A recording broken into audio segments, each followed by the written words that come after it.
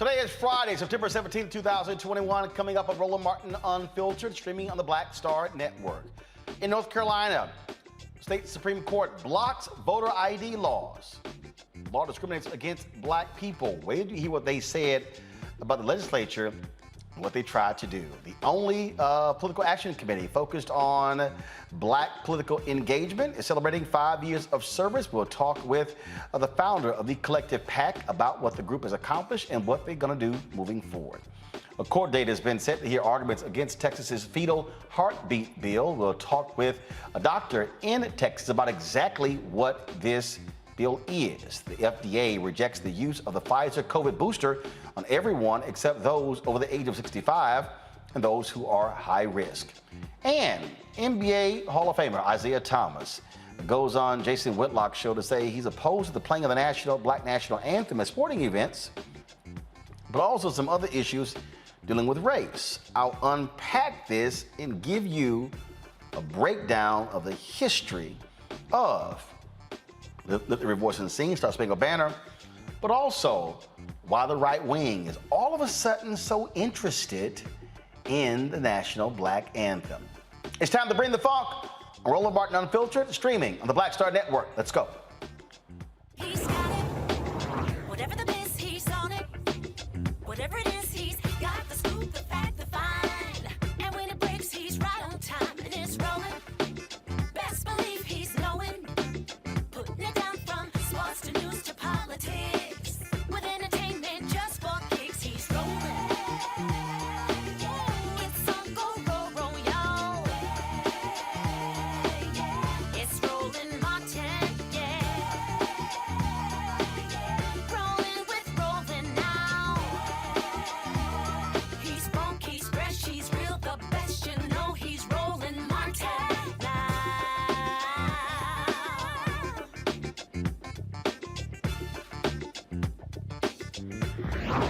Martin. North Carolina Supreme Court ruled the state's photo voter identification law is unconstitutional. In a split decision, the court ruled the law was, in fact, discriminatory against African Americans.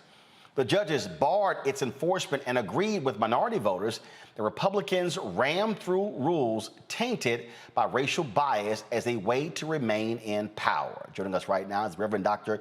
T. Anthony Spearman, president of the North Carolina chapter of the NAACP, the state conference of the North Carolina NAACP. Reverend Spearman, I'm always glad to have you on Roland Martin Unfiltered. This is why voting matters. The state Supreme Court, the final arbiter of laws in North Carolina, make the ruling. Republicans were desperate to take control of the Supreme Court. Democrats, had Sherry Beasley won as state Supreme Court justice, would have had a 6-1 advantage. It's really now it's 4-3. But this shows you why voting matters, putting the right folks on these state Supreme Courts. Roland, thank you so much for having me on. Good to see you again. And but I have to reel you in a little bit because this decision that came out today, this ruling that came out today, was actually at the Superior Court level. So we've got a ways to go before we get to the the state. Got it. Okay. State Supreme Court. And this is the North Carolina NAACP actually has a very similar case that. This was fought by the Southern Coalition for Social Justice, and Holmes v. Moore is the name of it. And so, this is a state challenge that challenged North Carolina state Constitution in Article 1, Section 19, dealing with the equal protection of laws. Our case that will be is slated for January 24th through February 4th is a federal lawsuit that actually challenges the kind of same thing, but by way of the Voting Rights Act, the Section 2 of the Voting Rights Act. And so therein lies the difference. So today's victory was indeed that, but we're certain that there's going to probably be an appeal that comes unless the plaintiffs are able to bypass the Court of Appeals and go straight to the state Supreme Court. So, and what people have to understand, you've been dealing with this for a while. You had previously federal judge ruled that the bills there were, frankly, racially driven, where they said there was a laser-like focus targeting African Americans. I mean, Republicans in North Carolina were very vocal, if you will, very public with how they were targeting black people and trying to limit the power to vote, because they were angry that President Barack Obama won North Carolina by 14,100 votes in 2008. And they did not want to see black voters exercising that power on statewide races and as well as in other races in North Carolina.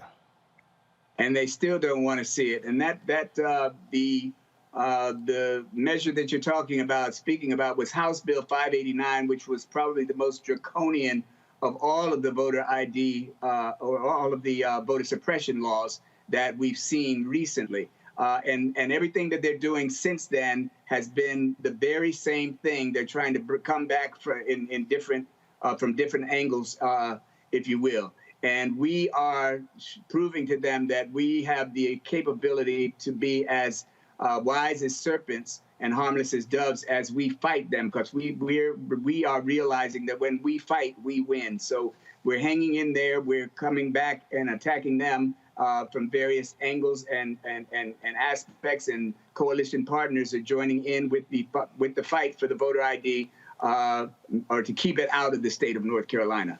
And so today's victory was very meaningful to our suit that is going to be coming in January. And so we talk about this. This is important because what you have on the federal level, now you have Senator Joe Manchin of West Virginia, who is trying to push for this national voter ID. If they are successful on that level, that hurts what you're fighting right now in North Carolina. Right. Exactly right. Exactly right. And so the very thing that we're seeing is there's a kind of a lobbying from the Superior Court to the Court of Appeals. Court of Appeals, we definitely have no friends on that court. And so the best angle that we can approach things by is to make an attempt to get to the state court or state Supreme Court as immediately as we possibly can and bypass the Court of Appeals. We just had two recent lawsuits here in the state of North Carolina. We had a victory with the felon disenfranchisement challenge that we brought, and the lower court, the Supreme Court, had the decision ruling in our favor, and immediately the legislators came and appealed it, and they were able to get a turnaround of the lower court's decision. But it's hopefully going to be temporary, because the trial court has to come back in place, and when they do their findings and facts and findings, I believe that we're going to be on the merits of the case. We're going to win. Just for folks to understand, this right here is the ruling of the courts, and this is what the majority writes. North Carolina has a long and undisputed history of enacting racially discriminatory voting laws. They said the sequence of events was marked by departures from normal legislative procedure. Also, that the voter ID constitutional amendment followed immediately after racially gerrymandered districts were ordered redrawn and departed from normal practices. The Republican supermajority departed sharply from normal procedure by rushing to enact the bill during a lame duck session before it lost the ability to override Governor Cooper's veto. And then it goes on and on and on. Proposed amendments to SB 824 that could have benefited African-American voters were rejected.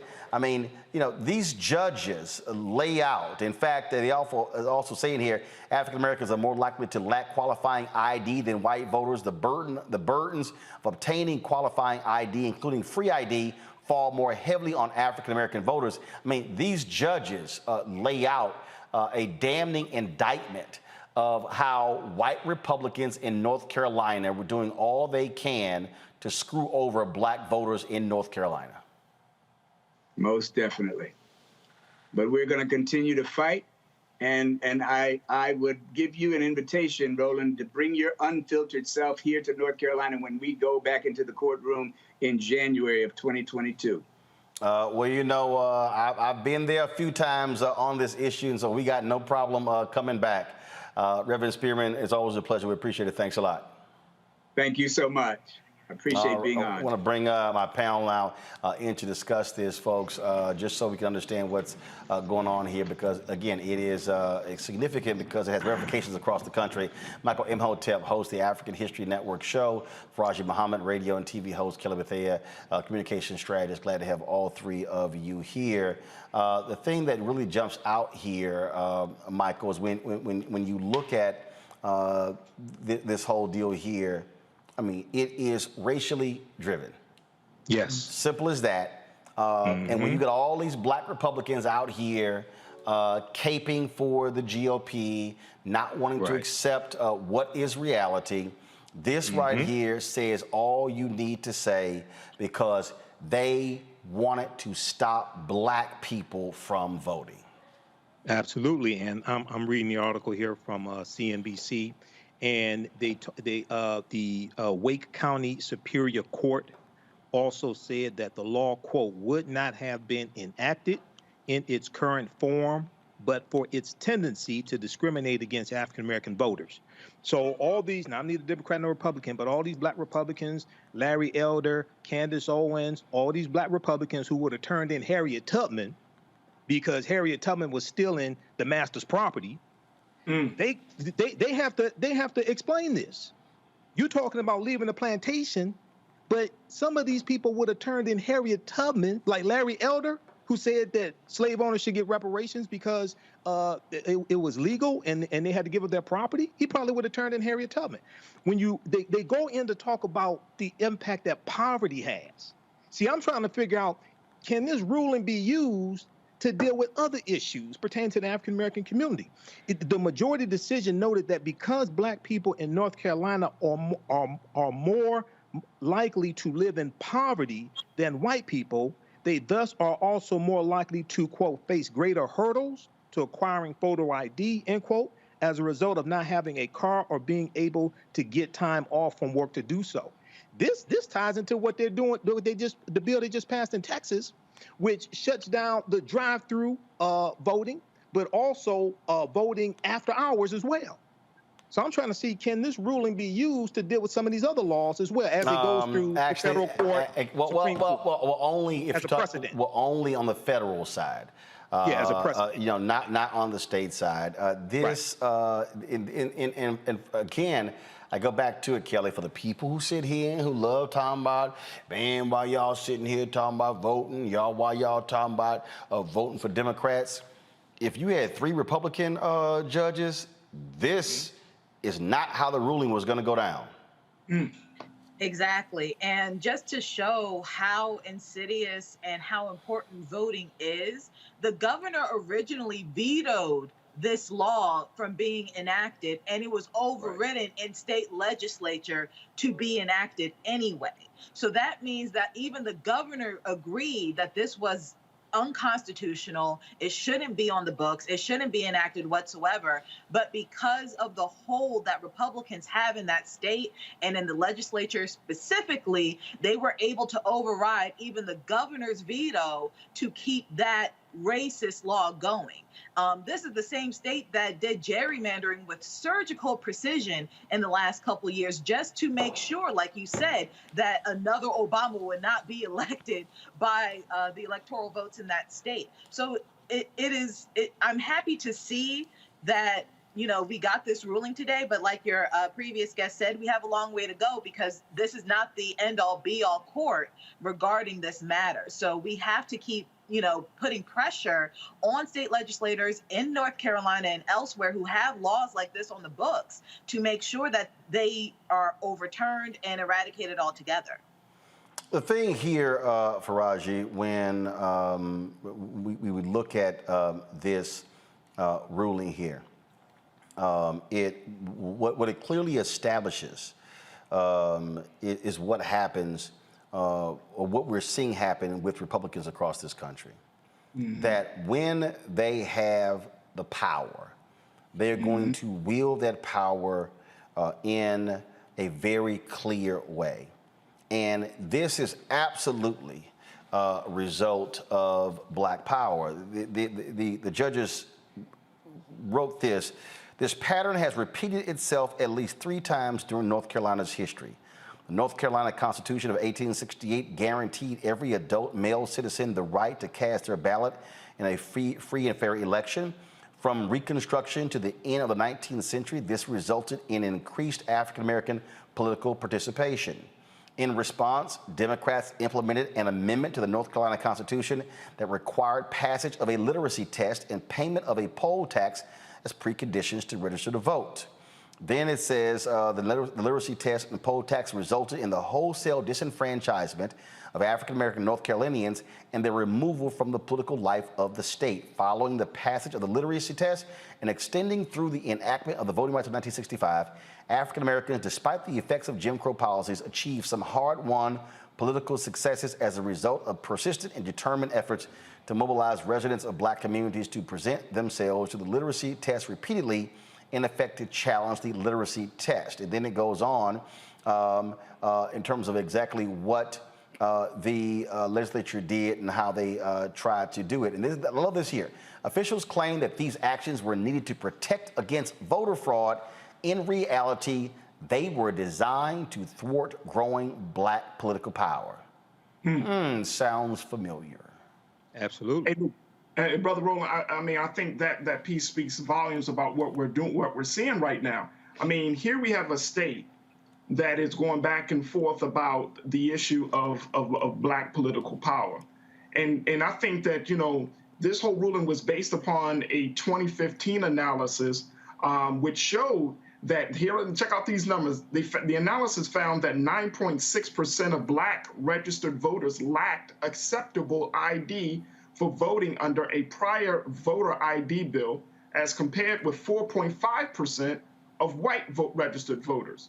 So we're seeing that black people are once again put in the back. And the thing I think that we need to start having conversations about is, now that the judges are pushing back on this voter ID bill, how do we at the same time empower our people to not get caught up in a situation where they don't have ID issues? Now, one of the big things is getting access to getting IDs. That's the gap that, as black people, as a community, we can fill in the gaps.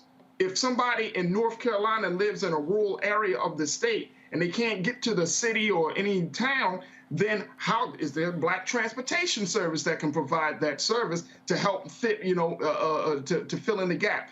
I mean, we have some reprieve here with this ruling, but now this is where the community can step up to help our brothers and sisters. That way our brothers and sisters aren't in a position to be waiting on some mystery God. We can be empowering one another. So just understand this here. Let me go back. So this is what the judges wrote. Shortly after the enactment of the Voting Rights Act through the present day, African-American representation in the General Assembly increased due to judicial intervention, including the decision to enforce the Voting Rights Act and force states to take down many of the barriers to African-American voting that were erected in the 50s and 60s. These measures resulted in a dramatic increase in black political participation, including a 50% increase in black voter registration by 2010. But check this out. During this time, the state Republican Party continued to attempt to suppress black voter turnout. They mailed postcards to thousands of voters in heavily black precincts, warning recipients incorrectly that they would not be allowed to cast a ballot if they had moved within 30 days, and that if they attempted to vote, they would be subject to prosecution and imprisonment. Between 2000 and 2012, black voter registration in North Carolina increased by 51.1%. Black voter turnout, listen to everybody who's watching, listen. Black voter turnout increased from 41.9% in 2000 to 71.5% in 2008. Come on. And in 2008 and 2012 elections, black voters in North Carolina registered. Guys, thank you. Please stay on this. Black voters in North Carolina registered at higher rates than whites for the first time in the state's history. Come on. That's to get, see, that happened, that 2012 presidential election. No, 2008. See, no. It said 2008 and 2012. No. It said between 2012 2012, but it was 2008. Right.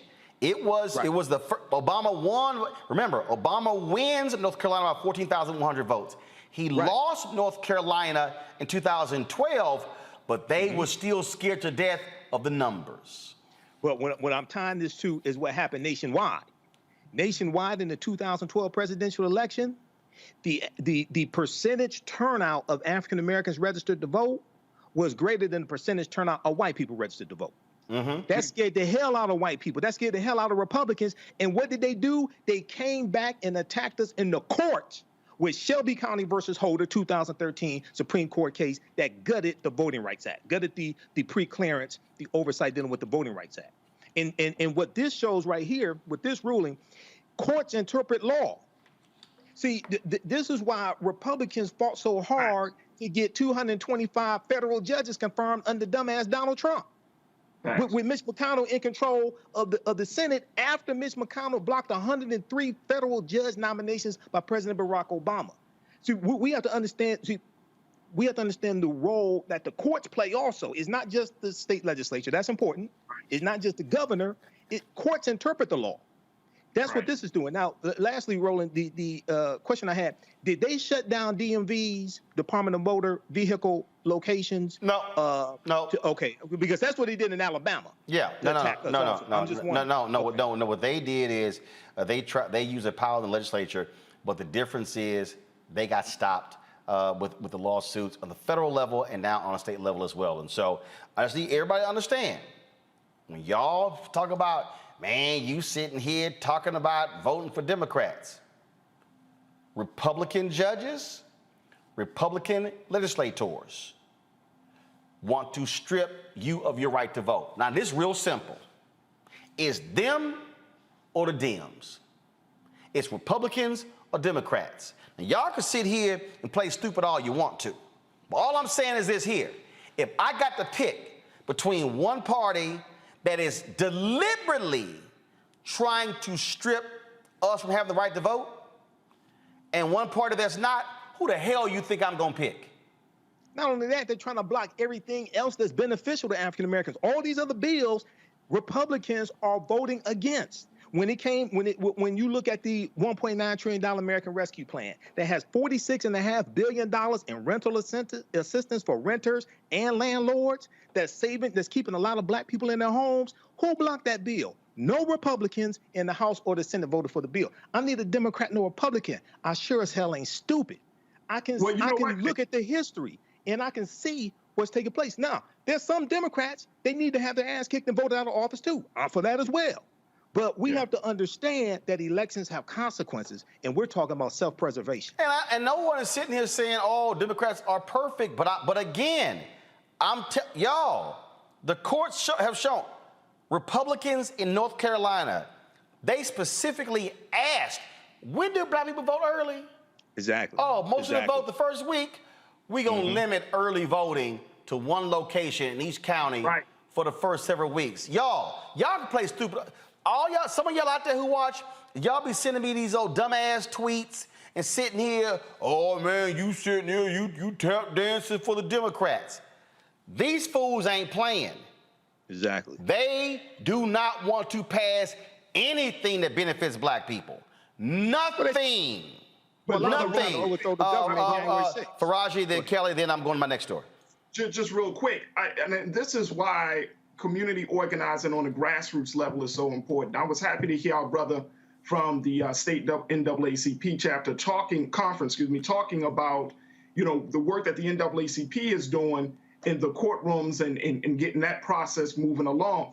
And I'm with you, Brother Michael. This is one of those situations where you need a multi-pronged strategy to employ, because it's not just about the NAACP. A lot of our people, we look at these major civil rights institutions as being the one-stop shop for everything, and we lose we have lost the sense of what these institutions were all about. These institutions were not to be the one-stop shop for civil rights. These institutions were to serve as guides for us as a people so we can become empowered. And so if the community is not up for this, I'm still at the point that you have so many Black North Carolinians or Linians who don't have access to proper IDs. Why is that? This is 2021. Because one, first we got to understand this here. There's about 20% of the population who actually don't even use driver's licenses. They don't. I mean, I think one of the mistakes that we make is that we assume that other people are flying, they are driving. No, it's a lot of people who aren't. It's a lot of people who don't have bank accounts, okay? Who use their utility bill to be able to cash a check, whatever. And so that's one of the mistakes that we make. What we got to remember is that they also put up barriers, even getting a free ID. And so that's where we sort of get caught. Kelly, a final comment before I go next door. I absolutely agree with everything that's been said. I just wanted to make clear that the minute that any of these laws stop benefiting white people, specifically white Republicans, that's when they are going to be overturned. So for those who, like you said, just are frustrated with the either or situation being Democrats or Republicans, Republicans do not care about Black people. They simply do not, because if anything, they could have taken this opportunity over the past 20 years to actually revamp their platform to see how Black people can be integrated into it so they can actually grow their base, so they can actually get the votes that they want and the like. They don't want that. They want white supremacy. They want white retained power. They do not care about anybody else being, in the mix so long as they are on top. So when you are in a predicament such that you only have two choices, where our political system is so binary, you have to pick the lesser of two evils, meaning both of them can be trashed whenever they want to be. Right. But one of them is going to and has proven to have some benefit towards Black people. So I'm going with the lesser evil option. Well, bottom line is here, don't go to sleep, people. This thing is real. Now, if we are not voting, then how are we putting our own into public office? The Collective PAC, they are celebrating their 5-year anniversaries, which is focused on building Black political power. They, of course, are dedicated to increasing Black political engagement and actually supporting Black candidates across the country. There are a variety of festivities which begin today, where over 100 elected officials and political candidates here in D.C. for events like a concert featuring Grammy Award-winning artist Nas, as well as being entertained by DJ D-Nice, of course, who won the NAACP's 2021 Entertainer of the Year. Joining us right now is the co-founder of the Collective PAC, Quentin James. Quentin, glad to have you on Roland Martin Unfiltered. You were just hearing us talk about, again, trying to fight for voting rights to ensure we can get to the ballot. Bottom line is this here. If they're blocking us from getting to the ballot, they're blocking us from electing Black candidates. Exactly. And that's a huge challenge. One of the reasons that we started the Collective PAC was because of the numbers. They're so, against our community in terms of where we are with representation. So right now, 90% of people in public office in this country, right, are white. 95% of the elected prosecutors in the country are white.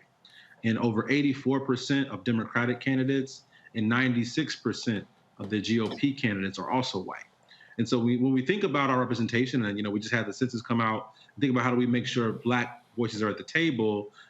Yes, we have to have voting rights to make sure folks have the ability to cast their votes. We also got to have Black candidates stepping up to run, who are running well-funded and competitive campaigns to win these seats. And so these things go hand in hand, and we can't do one without the other. And so I think it's a very timely conversation. It's unfortunate that we're still fighting about these issues around voting rights, but it's a strategic decision. I think your previous guests were saying this is intentional because they see the writing on the wall. This country is becoming blacker and more browner and more diverse. And so that means that if they're going to compete with us numerically, they got to change the rules. And so that's what we see happening around the country. Well, and I'll give a perfect example. I brought it up earlier. Sherry Beasley was the state Supreme Court justice in North Carolina. She lost by just 400 votes. 400 votes. Statewide, exactly. Had she won, Democrats would have a 6-1 majority on the state Supreme Court. The guy she lost to was a white male Republican who was pissed off that he wasn't elevated as Chief Justice and chose to run against her. He beats her, Republican wins his seat. Now the Democratic majority on the state Supreme Court is now 4-3. Exactly. And that is the challenge here is, sometimes our opponents are playing chess and we're still kind of playing checkers. This is a very strategic game. And I think candidates like Sherry, who's now running for the U.S. Senate, and folks should go to her website, sherrybeasley.com, to find out more information about her.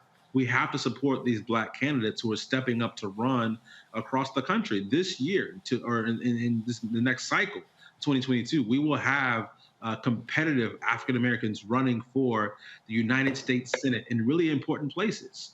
You mentioned Sherry Beasley in North Carolina. We also have to re-elect Raphael Warnock in Georgia. Congresswoman Val Demings running for Senate in Florida, Lieutenant Governor Manila Barnes running for the U.S. Senate in Wisconsin. We have some very competitive candidates running in Pennsylvania, including State Representative Malcolm Kenyatta, who was here with us earlier today. And also in Kentucky, we have our good friend, Brother Charles Booker, one of the youngest people elected to the Kentucky House of Representatives in previous, is also running for the U.S. Senate. And so we have some really important races where folks, to your point, will need every single dollar and every single vote. Because we saw, as you mentioned, a race decided by less than the 400 and something votes. And so it's really critical that we understand that this is an important opportunity for us to build Black political power in this next year and a half. And for folks who also don't understand, one of the biggest problems that Black candidates have is money. If you look at members of the Congressional Black Caucus, you don't have major fundraisers in terms of people who are bringing in a ton of dough. And so what happens is people say, I'm praying for you. No, guess what? Your prayer ain't gonna buy any TV ads or radio ads or pay for any field staff. And so that's also why we're having a Black Political Action Committee is important for folks who are running for federal and statewide office and local office. Exactly. But many of these candidates are depending on, these grassroots contributions, $5, $10, $25. We're not asking you all to mortgage your homes to become donors. What we're saying is if, you can commit, right, $10 a month to supporting Black candidates around the country, once we get to scale with that, right, where there are 10,000 Black people doing that every month, or 25,000, right, or 100,000, or 1 million doing it every month, then we can start to fund these campaigns, and our candidates can actually spend more time talking about issues that matter to them, right? They can spend more time connecting to voters who they need to turn out and support their campaigns. And so the money in politics is a big, issue. We saw after the huge wave that we saw in 2008 with Barack Obama being elected, the Supreme Court decided in the Supreme Court case Citizens United versus the United States that money is now equal to free speech. And so we're seeing floods, right, of millionaires and billionaires becoming major political donors because they can now spend unlimitedly to make sure their voice is, kind of overrunning the people's voices. But in this country, we have this principle called one man and one vote. And so it's critical that we understand our power as voters, but also understand our power as donors to make sure our candidates have the same opportunity to have their voices heard in these really important races. And for the people who say small donors don't matter, the reality is that's what powered Senator Bernie Sanders' campaign, those small donors. And so, this is not, I don't have 1,000 or 1,500 or 2,000 to give. No, a whole bunch of $5, $10, $20 adds up pretty quickly. Exactly. And let's, be clear, before Bernie, there was Barack Obama, right? I mean, let's understand that playbook was very much developed and run by the first Black president of the United States. And people forget that Barack Obama even though we kind of, were all in those moments in 08 and 2012, he was outraised both times in his elections, right? And so it was important that all of us were giving our $5 and $10 and $25 amounts to his campaign, because it was able to keep him competitive in the fundraising when they were running against really a billionaire class who was very against, what we're trying to create as Black leaders, Black progressives, Black elected officials. And so that is a really important point that you raised, Roland, around don't underestimate the power not only of your vote, but of your dollar. That is the one change or politics that our ancestors did not have to deal with when they received the right to vote, right? There was not this kind of understanding that Black candidates couldn't compete financially with fundraising, right? Because what we know, right, through folks who've won in 2020, 2018, the average U.S. Senate campaign right now costs around $10 to $20 million. $10 to $20 million. The average U.S. Congress campaign costs around $1.5 to $2 million. And so when we think about these candidates and having to, raise that kind of money coming from our communities, where we know all the stats around poverty, all the stats around Black wealth in our community, right, has been devastated due to not only COVID, but the economic depression and everything that we've kind of gone through, the recession of 2008, 2009, we know these stats, right? And yet and still, we can make a huge difference when we come together collectively and contribute money to support these candidates. And so I am very encouraged by what we're seeing around the country right now with grassroots donors supporting Black candidates. They're building multi-generational, multicultural coalitions to compete around the country, but we still got to do more. And so I want to say to your viewers, thank you for what you already have done, but don't, rest on those laurels. We have to continue supporting both with our votes and with our dollars, Black candidates who are running across the country. Events this weekend. So is the concert and party taking place tomorrow? Yes, exactly. We are bringing some of our top artists and creatives to the people. Tomorrow night, we're doing a show in Washington, D.C. With Grammy Award-winning artist Nas. Arguably has one of the best albums out in 2021. People may debate me on that with Drake and Kanye, but I think Nas is one of the best albums out right now. But also the NAACP Image Award Entertainer of the Year, DJ D Nice, who's been rocking Club Quarantine throughout the pandemic. We are excited to come together for a party with a purpose, right? The proceeds will benefit the tremendous Black candidates running across the country. We have over 100 candidates who are in town right now who'll be there mixing and mingling and talking to folks about why they should be elected to Congress, to Senate. We have Black women running for governor. We've never had a Black woman governor in this country. We can change that over the next 18 months. And so we're excited to invite folks. We encourage your viewers to come out and have a good night with us tomorrow night. All right, then. Well, look, we got to cover the Howard Hampton game tomorrow at noon. We'll be there. We'll also be streaming the halftime show. And so expect to see a brother at your event tomorrow night. So be coming through. So it'll be a long day, but it'll be a Black day. Exactly. And we really appreciate your support, Roland. You've been with us from the very start. So thank you for your platform. And for you, committing to connecting what we're doing with your audience. Thank you so much, Roland. I appreciate it. Thanks a lot. Let's see you tomorrow night. Perfect. Thank you all. All right, then. Let's go back to our panel here. The money piece is so crucial. It's so crucial. And what Collective PAC does matters, Kelly, because if you're a candidate out there and you meet their standards, and they say we're going to back you, I mean, look, to be able to have that mailing list going out there endorsing you, I mean, it's just huge. And people, I'm not joking when people say, yeah, I'm praying for you. That's not going to pay any bills. And yes, it is an arms race that is money. And one of the things that I think with the election of Obama that people really, I think, underestimate, it taught a lot of Black folks about bundling. It taught them about the power of small donations. And we really have seen since that election how it has had a trickle-down effect for other congressional races, U.S. Senate races, statewide, local races, because people they begin to understand, hold up, so my $5, $10 put together with 10,000 other people, is some real money. Money is money. Money is, if it's real money, it's real money. I can't tell you how many times I have either volunteered on campaigns or have seen my friends volunteer on campaigns simply because the money isn't there to pay them. Campaigns cost money, period.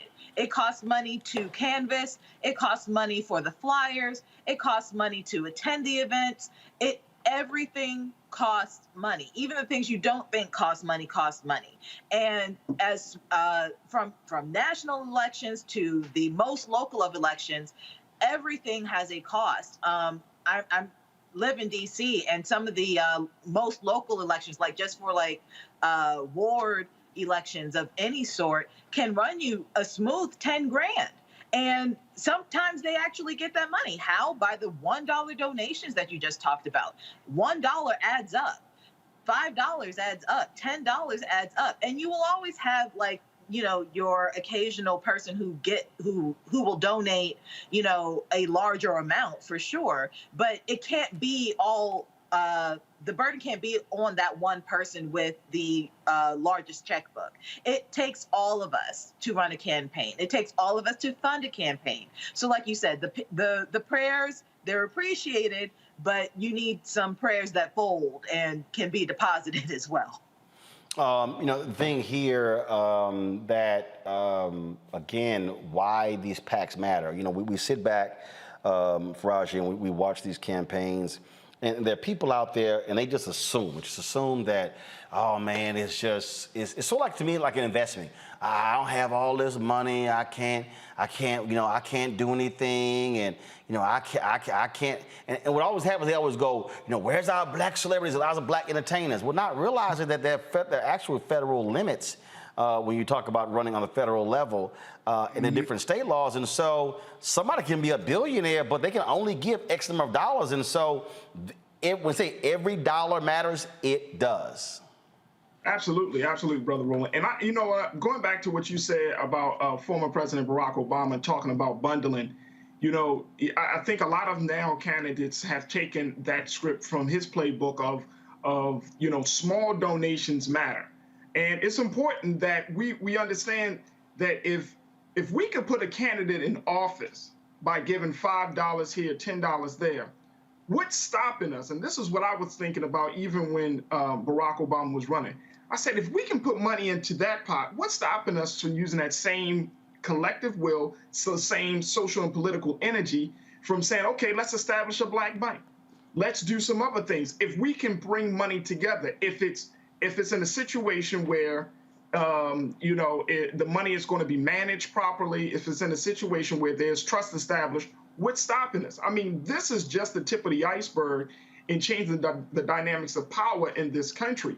And what I love about what Collective PAC is doing is that it's celebrating the wins, and then at the same time, it's giving us a model.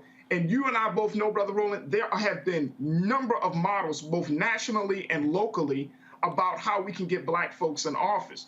What we now need to do is start to really take the lessons from all of these initiatives and projects, put them together and start looking at, okay, how can we get our next candidate back into the White House? Or how can we get our next candidate for the governor of this state and that state?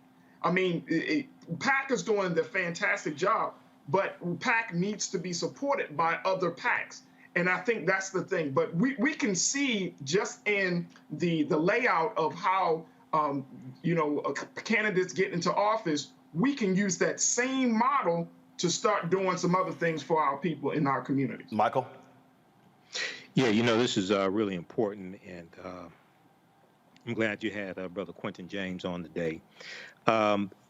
This is an example of why African-American owned businesses are so important, economic empowerment. So we can finance things like this and finance our own politicians, not so they can have a job, but finance people who are going to write laws and pass policies that are beneficial to us, okay? And so this deals with, I hear one of my teachers, Dr. Claude Anderson, speaking in my head right now, but this is something that he's been talking about. We have to finance this. And we have to take the money that we earn from our own businesses, which is why we have to support our own businesses as well, to control the economics and the politics in our own communities. This is something Malcolm talked about. People think Malcolm was against voting. Go read, I ain't say listen, go read Malcolm's speech, The Battle of the Bullet. Malcolm talks about registering every black person in Harlem who can vote, registering them as an independent. You can be independent, you can be Democrat, whatever it is. It's about the policies. This is something Malcolm talked about. And Malcolm talked about interjecting black nationalism into the civil rights movement after he leaves the Nation of Islam. So this is extremely important, but this is the physical manifestation of people's pontification. So this is something that we have to replicate as well, support and replicate. Absolutely. And so we'll, again, continue to be following this. So congratulations for a collective pact. All right, folks, got to go to break. We come back. Congresswoman Maxine Waters is letting it known when it comes to who she wants to continue as a housing regulator. We'll also talk COVID on the show as well. A lot of other stuff we got to talk about, folks. You want to support what we do here at Roland Martin Unfiltered by joining our Bring the Funk fan club. Every dollar you give goes to support what we do. Of course, you can support us via Cash App, $RM Unfiltered, PayPal.me/R Martin Unfiltered. Venmo is venmo.com/RM Unfiltered. Zelle, Roland at RolandSMartin.com, Roland at RolandMartinUnfiltered.com. And all the folks who give on those 4 platforms, I'll give a shout out during today's show. I'll be back in a moment. I believe that people our age have lost the ability to focus the discipline on the art of organizing. The challenges, there's so many of them and they're complex, and we need to be moving to address them. But I'm able to say, watch out, Tiffany, I know this road. That is so freaking dope.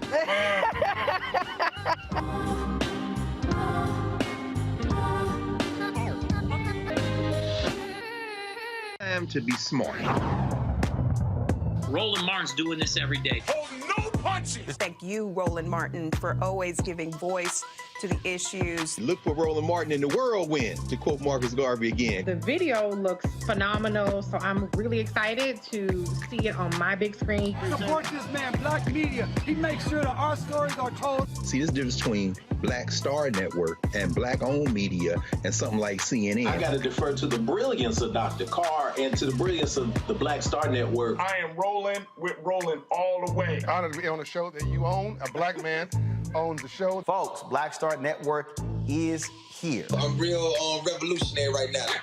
Roland was amazing on there. Stay black. I love y'all. I can't commend you enough about this platform that you've created for us to be able to share who we are, what we're doing in the world, and the impact that we're having. Let's be smart. Bring your eyeballs home. You can't be black-owned media and be scared. You dig?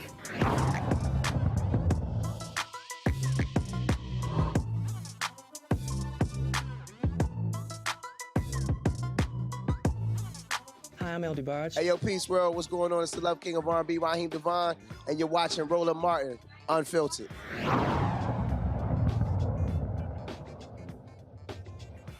The Food and Drug Administration has rejected a plan to offer Pfizer booster shots against COVID to most Americans. The 16-2 vote is a blow to the Biden administration's plan to increase the nation's protection against the virus amid the highly contagious Delta variant.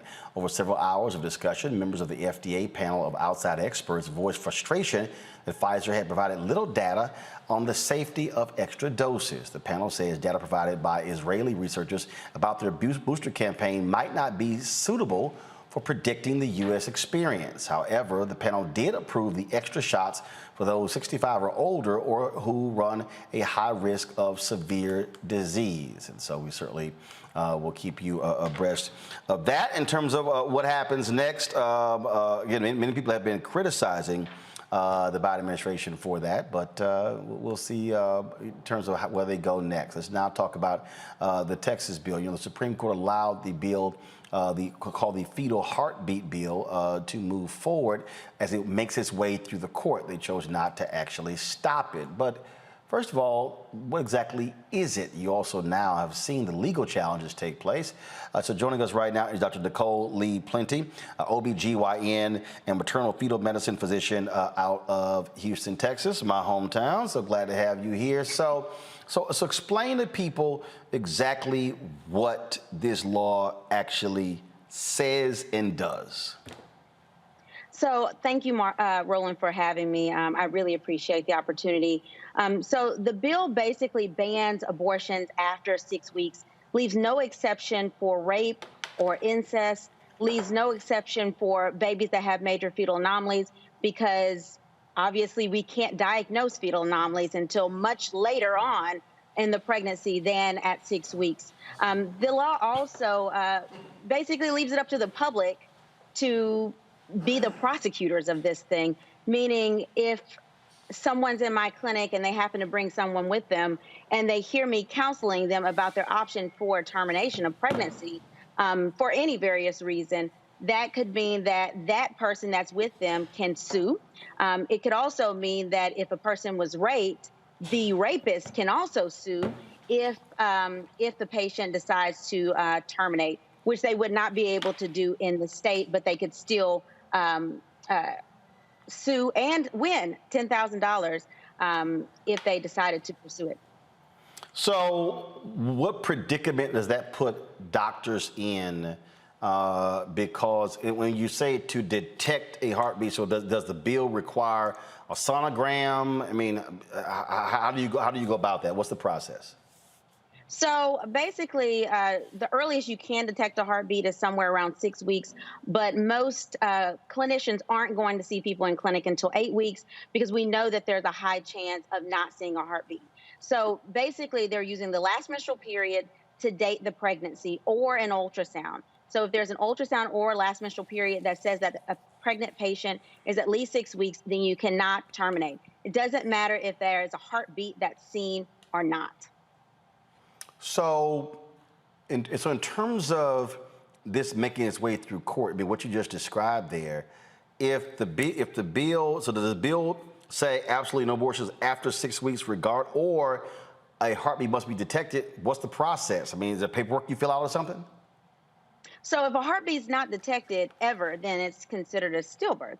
So then you would not have an issue to go and get a procedure to basically evacuate the uterus, if you will. But usually what we would do is we would go in, we'd determine if the pregnancy is a viable pregnancy or not via ultrasound. If someone wanted a termination, we would then give them the resources they needed to then go get the termination. We would have to sign consent forms within 18 hours of a patient actually receiving a termination. That is the typical process. Now, Roland, honestly, we don't know what the process is because we don't see people that early. And so in my practice and in a lot of practices in Houston, we are trying to figure out what is the correct lingo that we have to use. How can we counsel people effectively?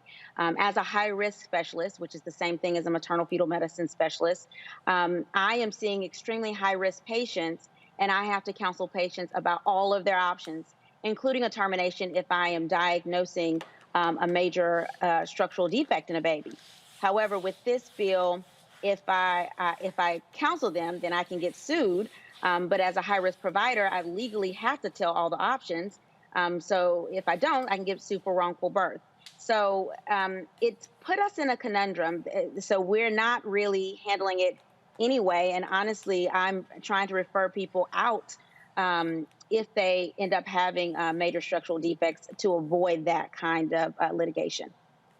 Wow. So that's, again, it puts you in a very tough spot, which is frankly what the folks who passed the bill wanted to happen, to put that sort of pressure on doctors. All right, Dr. Plenty, we certainly appreciate it. Thanks a lot.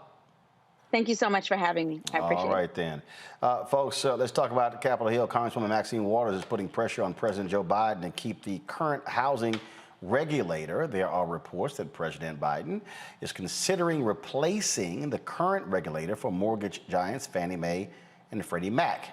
Well, Waters is endorsing acting Federal Housing Finance Agency Director Sandra Thompson, who took on the role in June after Biden fired a Trump appointee. In a statement, Waters said that she doesn't believe anyone is more qualified or dedicated than Ms. Thompson. She also, of course, made the point with the Biden administration that you might want to keep a black woman in her position because it's not like you have a whole lot. This right here, of course, she is she's the committee chair of a powerful financial committee there on Capitol Hill. And I'm going to say, Faraji, for people who go, oh, well, the CBC, what do they do? If you want to understand power, trust me, the Biden administration does not want to have to cross Congresswoman Maxine Waters on this very issue. No, I mean, and she represents the state of California, which you and I both know, Brother Roland, is a state that is, she's on the House Financial, she's served as the chair of the House Financial Services Committee. So they're looking at housing disparity, housing affordability, all of those housing issues across the country. And so, she is a vocal, she could be one of your staunch supporters, or she can be a vocal, a person that criticizes you. But at the end of the day, Maxine Waters, and I agree with her on this, that you got to put black people in front of, at the top of these things. I'm looking at housing. We also got to talk about the banking situation, because the finances and housing in this country, when it comes to black and brown communities in particular, is the worst. I do work, Brother Roland, here in Baltimore with a couple of organizations that work in both of those spaces. And let me tell you, we go back and forth with banks about housing in black and brown communities, from everything from, making sure that appraisals are done properly, to making sure that black people get the proper value for their homes, all of those things. So when you have a black person in there, and I know some people say, well, she might just be a figurehead, but this is why it's important, and I'm going back to your premise all the time, it's like you got to create the leaders that you want. That's the way we have to start looking at this thing if we want to look at creating power in all of these industries. And in the housing industry, where redlining has been a part of that industry, of the legacy of those industry, when you're talking about the affordability factor, where you're talking about even, there are a high number of folks that haven't gotten the stimulus package that was promised for those homeowners that have been affected by COVID-19. All of those things are huge, and they hit our community hardest. And so you got to have somebody that looks like us and that can understand our struggle to be in those spaces. The thing that we spend lots of time dissecting, and I tell you, Kelly, I see a lot of these people commenting on social media, and then they don't do this and they don't do that. And this is a perfect example of what I'm talking about. There are things that black congressional members do that people don't actually even pay attention to. They have no idea. Right. When you talk about weighing in on who is in that position of power, that matters. When you talk about, again, changing the language in a particular bill. Sure, their name might not be on it, but that language change could actually do something. And this is just a mistake that so many people make when they don't understand the role they play. I remember watching Tom Hanks play Congressman Charlie Wilson in the movie Charlie Wilson's War, and they were like, okay. And I remember the CIA agent played by Philip Seymour Hoffman. He said, "How in the world can a nondescript congressman from Texas who hasn't passed, I think it passed like 2 bills or something like that in his career, known for boozing and women, how he's gonna get this done?" And he said, "Because the people owe me a whole lot of favors. If you don't know how Capitol Hill works, then you don't understand." Come on. And the thing is, a lot of Americans just simply do not understand. If you are not in the room where it happens, you're not going to get it. For a lot of Americans, the term, you don't know how the sausage gets made, like Americans get the sausage, but you don't really want to know what it takes to produce it. But what I will say is this, as far as Maxine Waters' endorsement of this woman for this role, at the end of the day, if it weren't for Black women, Biden would not be in office. If it were not for Black women, the Democratic Party as a whole would be pretty shaky on its foundation. So anything if anything, she should be there, not only because she's qualified, but as principal, Black women need to be visible, more so, more than just, being the vice president or, someone as a special advisor. They need to be visible in the cabinet. They need to be visible around Biden, because at the end of the day, it is us who got him there. So I understand Maxine Waters' position on this, and I'm anxious to see how everything plays out. Michael. Yeah, Representative Maxine Waters is using her leverage to create this opportunity for the sister, but not so the sister can have a job, but so she can help people who help put Democrats in control of the White House, okay, and keep Democrats in the House of Representatives. And remember, it was, we speak of Representative Maxine Waters. It was Representative Maxine Waters who spearheaded the bill to try to extend the eviction moratorium. Okay, at the last minute, it was Representative Maxine Waters. We talk about Black women. It was Cori Bush, and Ayanna Pressley, who were on the steps of Capitol Hill, drawing attention to this, to put pressure on Biden to do something with the courts and try to extend this with the CDC. Now, even though the Supreme Court eventually struck it down, it still bought some time. But what it did do is put pressure on state legislatures to figure out how to disseminate the $46.5 billion that was already passed months ago through the American Rescue Plan. Look, as Kelly said, if you don't know how power works, then you don't know. And trust me, you gotta be in the room, know how it works. Okay, I gotta deal with this, y'all. Okay, so you have these mayors and you have these governors who are giving mask mandates. And they're saying, folks, you gotta wear it. Now, we've seen Governor Gavin Newsom, California, get ripped for going to a private party, dinner party, no mask. I remember DC Mayor Muriel Bowser, same thing happened. So now they're criticizing the mayor of San Francisco, London Breed, because she went to an event, nightclub in San Francisco, and was seen partying, dancing without her mask. Now, this is what she said today. No, I'm not going to sip and put my mask on, sip and put my mask on, sip and put my mask on, eat and put my mask on. While I'm eating and I'm drinking, I'm going to leave my mask off. So here's what happened. A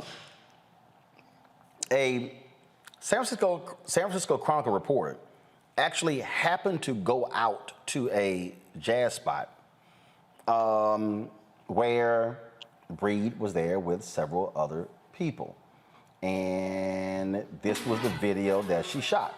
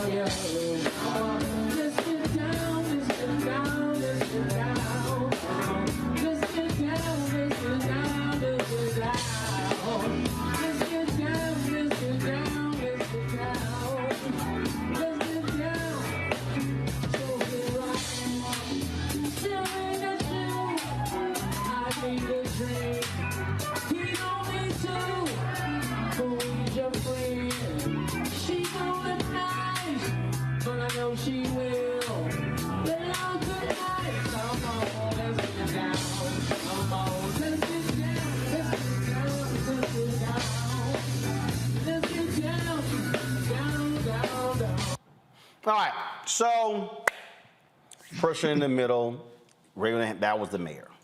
All right. Now, her mask mandate was a strict mask mandate, saying if you're not eating, you're not drinking, even if you're vaccinated, wear your mask indoors.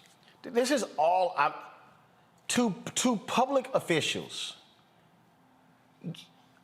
Do you not think folks have phones? These things right here are busting cops left and right. Okay? I'm sorry. And then people are like, oh, this is not right.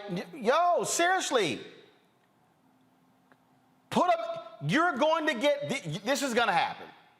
You're going to get busted. And you can stand up and have a news conference and say, oh, I had a drink in front of me on the table. No, you're not going to sit here and get any leeway if you're up singing and dancing and waving your arm and they're like, but it's your mask mandate and you're the mayor.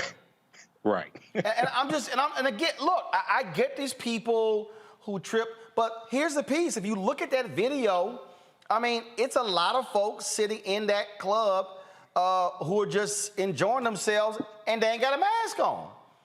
I mean, I can in the video, I'm just counting 1, 2, 3, 4, 5, 6, 7, 8, 9, 10, 11. I can see 11 people outside of the band who don't have a mask. Yo, seriously, you're gonna get ripped as a public official, Michael, if you issue a mask mandate and you're busted not wearing one. Roland, did she learn anything from Gavin Newsom? This is part of what spearheaded the recall election from Governor Gavin Newsom of California. Luckily, he survived it. You know, I understand you want to get out and go see Tony. I understand that. But it's like, wait a second, sister. If they tried to have a recall election against Gavin Newsom because he was in a restaurant without a mask, violating his own mask mandate, sister, you're black. You think they ain't going to come after you? So we have to be smarter than this. I understand people want to go out and have a good time, but at the same time, I'm sorry, Delta variant, I ain't going into up in no club like that. And people not wearing masks? Oh, hell no, I ain't doing that. But still, if you're elected official and it's your mask mandate, and especially if you're black, you can't do stuff like that. I'm sorry. Kelly, you can't, and folk can try to say, first of all, you already see what the right wing is doing. In fact, so perfect example, let me see if I can pull it up right here. So this is the New York Post, just so you understand, again, how folks, give me 1 second, I wanted to knock this off the screen, how folks try to play these things up. You know, they had it, San Francisco Mayor London Breed breaks mask mandate at club. Now, then what they tried to say, you know, one of the people she was photographed with was Black Lives Matter founder Alicia Garza, who also had her face completely uncovered. All right, so they're gonna go through all this sort of stuff. So, but the bottom line is, this is what they're gonna do. This is how they're gonna try to sit here and attack you. And so what people have to do, just have to understand, Kelly, is that you just can't be the mayor, issue a hardcore edict, and not follow it. Come on. And that makes sense. I mean, if you are leading, lead. If this is a mandate that you set, you too need to follow it. This is not a situation in which, you know, do as I say and not as I do. We are in the middle of a global pandemic. And what you have put in place, Mayor, is something that was intended to keep everyone safe, including yourself. So the fact that you're not even following your own mandate implies that you don't care about your health either. So leadership is a tricky thing in that it doesn't care whether you're human. It doesn't care whether there's like some nuances in regards to how you do certain things. You put a law out there, you need to follow it yourself because, like you said, phones are everywhere. It doesn't make sense. If I were her, I would not be seen anywhere. Frankly, y'all would be coming to my house to congregate. Well, here's the deal. If I ain't trying to wear the mask, here's how this gonna go down. Right, y'all coming to the crib, put your damn phones away. Ain't gonna be no photos, ain't gonna be no videos, ain't shit getting posted, nothing like that. And if you post a selfie, it's gonna be at the end of the party where we all masked up. But again, and look, I get it, and I get this knee-jerk decision to be, you know, no, I'm gonna defend myself. But here's the video. She goes, if I'm sipping, I'm not gonna sip mask. Go video, guys, come on. Okay, sorry, you're up dancing. You're up singing to the lyrics, and you got no mask on.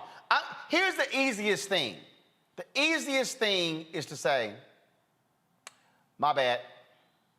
Exactly. And move the hell on. Like, I'm not gonna get indignant and then make matters worse. Yo, take the L. Sometimes just take the L. But what's also worse than that is that, if I'm not mistaken, the Oakland Bay area was one of the original hotspots for COVID. You know, the upper, Well, shit, first of all, everything, all America is a hotspot. No, America's a hotspot now. I'm not saying now, but originally. One of the original ones was Seattle, but it's all it's all a hotspot.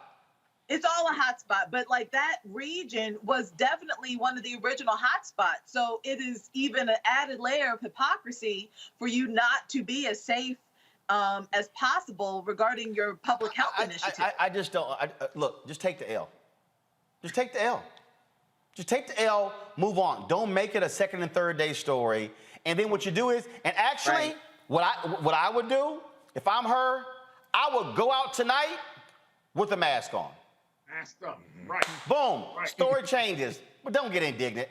Look, I had somebody try to come at me.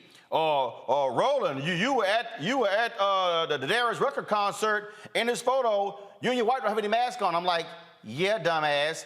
There was nobody within 50 feet of us on this side, that side, in front of us, and behind us. Duh. I mean, but I love these people who somehow think that, oh my God, what are you doing? Yeah, guess what? And I'm gonna sit here and mask up. And if I'm not wearing a mask, then I ain't got a problem saying it. I was at a dinner in Blanc in Baltimore. Well, there's some photos where I took photos with no mask on? Yeah, because I took it off. It is also understanding who's around you. That's also part of the deal, and that's the thing that people understand. If I'm in an enclosed environment, that's a small joint. Right. That's a lot of people in that one space. Yeah, oh hell no, I got mask and goggles on. Not goggles. Oh hell and yes. They're singing also. Hold up, COVID, right? They singing, which means that you're spread. Oh yeah, no. Right. That's why when people want to take selfies with me, I tell them stop talking. Open your mouth. And I actually have been teaching people how to take COVID selfies. Some of these folks want to stand right next to me. No, you ain't standing next to me. This is what I do. I have them stand in front of me. I go, hold your phone up, and I stand behind them. I'll say, do it this way or this way. Click, snap. Boom, that's a COVID selfie. We ain't got to be next to each other. We got distance between us. You in front. If your ass talk, it's going that way. But you know what though, brother Roland, like, and this is the crazy part. I'm all for masking, and you know, sometimes if you got to wear a double mask, you got to wear a double mask. The crazy part about this is that this is still an issue, and we're over a year and a half into this pandemic. Like, we're still fighting for an issue just to wear a simple mask. No, this is no shock. No, it's not. Well, the shock is, one, like you're saying with this story, this is the mayor of the city. Let me tell you, in Baltimore, we have a mandatory, you got to wear a mask inside. Mandatory, right? Man, people come up into spaces in like stores in Baltimore, no mask. And guess what? Places are tired of trying to police people and telling them to pull up their mask, because we're hearing story after story of people going to physical violence, even shooting people, because the work at the store simply said, can you put your mask on? And that's the issue. And when it gets to that point where you feel like you got to pull out a gun, not just on a black person, but just for any person, just because they're telling you to do something that you already know. I mean, there are big ass signs on the door. Oh no! In New York, three Texans were arrested for physically assaulting. The host? Actually, it's right here. Okay, hold on. It's like a waitress. Right here. The host is right. It is right here. Vax attack. Tourist tussle with New York City restaurant hostess who asked for vaccination proof. And there's a cell phone video. Let me see if I can go ahead and just play it. Come back to me. Let me go ahead and play it.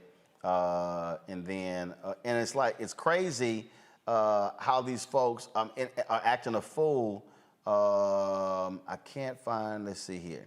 And again, first of all, the city regulations require to show proof of vaccination. But here's the whole deal. I am not about to go to jail because somebody said, where's your vaccination proof, your card? I am not about to go into the legal system.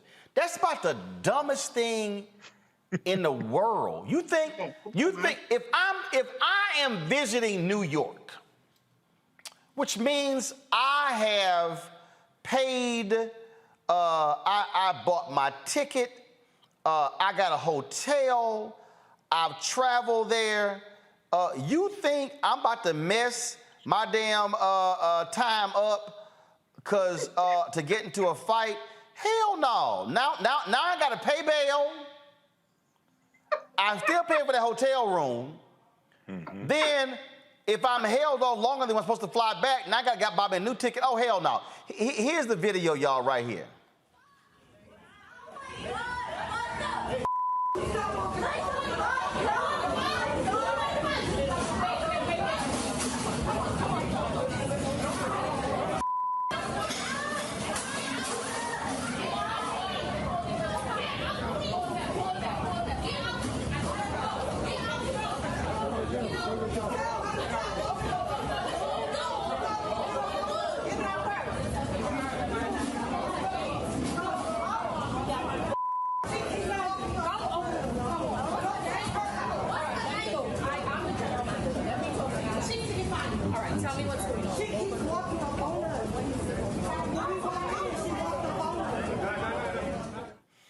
Okay, this is all on, she keeps walking up on her. Y'all, somebody walking up on you does not mean you get to swing on somebody and assault them. Those 3 people from Sisters from Texas all have been arrested. Damn. Why are you gonna I ain't messing my trip up. But you know what though, Brother Roland, this speaks to something else though, because you talked about it a couple of times.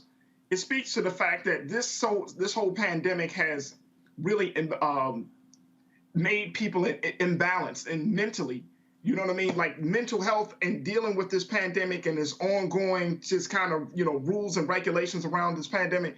This has taken people to a whole nother level of just sanity. Like to think that is a good idea to beat on somebody simply for asking for a vaccination card when you know it's COVID.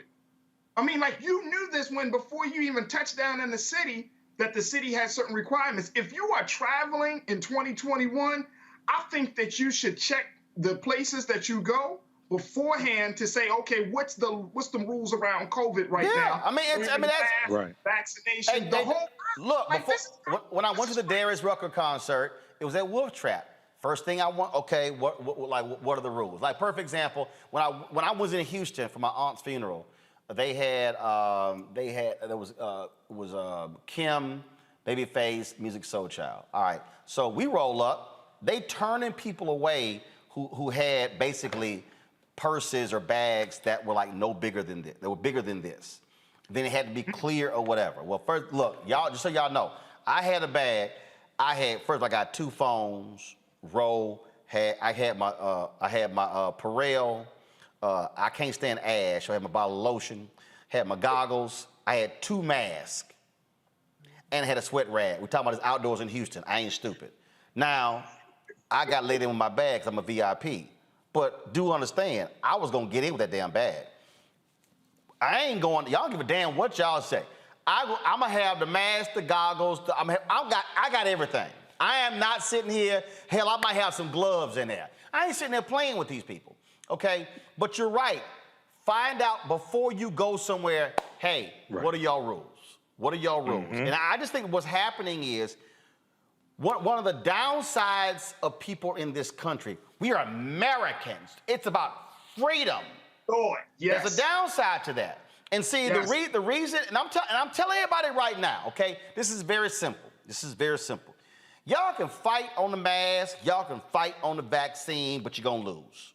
I'm just letting you know right now. No, you're going to lose on this one. You're gonna lose on this. I'm just telling everybody, and I don't care how you feel, you're gonna lose on this one. Because what you have to understand is, When you got a significant number of people who are like, no, we ain't trying to play these games. This is now 2021. I'm telling y'all right now, if this thing continues, be prepared for us to be shut down for all of 2022. I told everybody, y'all ask my wife, ask my family, I told everybody in June of last year, y'all need to go ahead and wipe off 2020 and wipe out 2021. I said, because these folk ain't gonna act right, I said, until 2022. And here we are on September 17th, and we dealing with this, we're dealing with other folks, all kind of stuff, and we're gonna be in the same situation because folks, freedom, I'm an American, it's my right, okay? Keep playing. You know, very quickly, Roland, it's interesting we're having this conversation. Talk about freedom. Today's the anniversary of the U.S. Constitution being signed, September 17, 1787. But I've said this on this show before. If you go study the Great Pandemic in 1918, 1919, 1920, it killed 675,000 Americans at a time when the U.S. population was 106 million. I think that's about 0.67% of the population when I calculated it before. We're almost at 675,000 Americans dying from COVID. No, actually, we're past that. We're past that. Yeah, okay, we just went past that. We're past 675,000 dying. But the U.S. population is 330 million. It's 3 times as much as it was in 1920.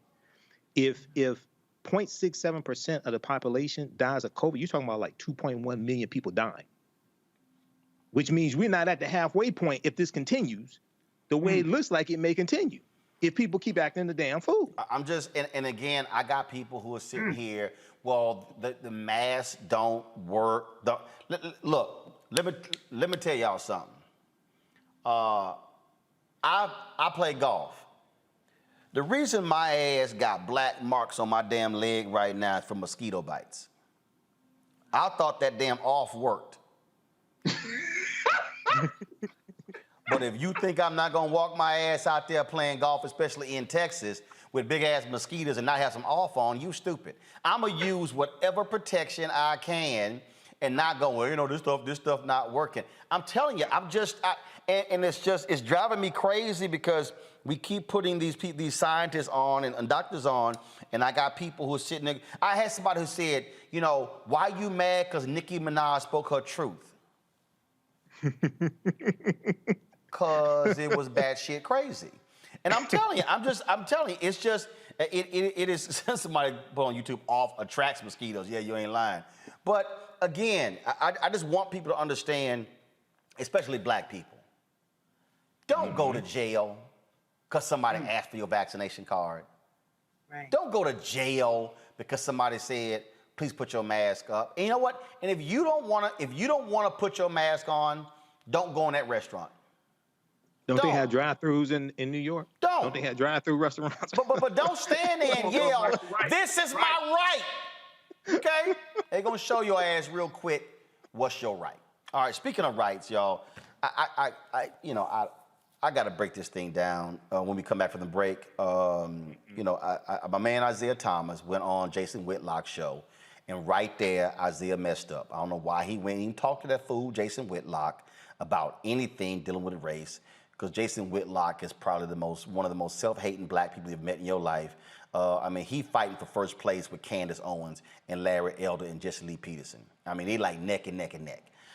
It's a photo finish to the finish line.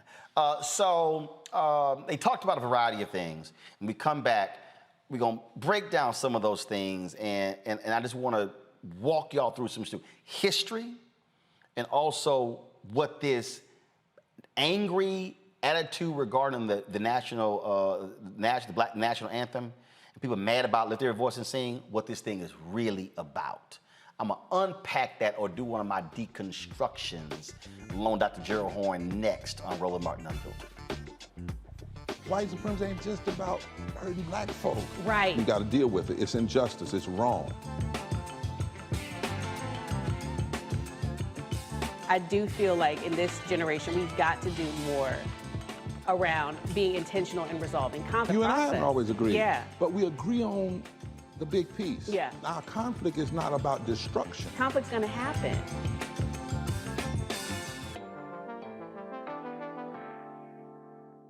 It's time to be smart. When we control our institutions, we win. This is the most important news show on television of any racial background. Y'all put $2, $3, $4, $5, $10, $15, $20, $30 on this and keep this going. What you've done, Roland, since this crisis came out in full bloom. Anybody watching this, tell your friends, go back and look at the last 2 weeks, especially of Roland Martin Unfiltered. I mean, hell, go back and look at the last 2 days. You've had sitting United States senators today, Klobuchar and Harris. Whatever you have that you can bring to Roland Martin Unfiltered to support it, please do, because this information may literally save your life. Watch Roland Martin Unfiltered daily at 6 p.m. Eastern on YouTube, Facebook, or Periscope, or go to RolandMartinUnfiltered.com.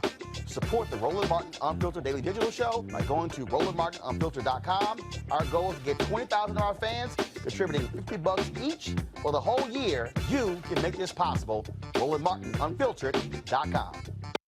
Hi, I'm Gavin Houston. Hey, what's up, y'all? It's your boy Jacob Lattimore, and you're now watching Roland Martin right now.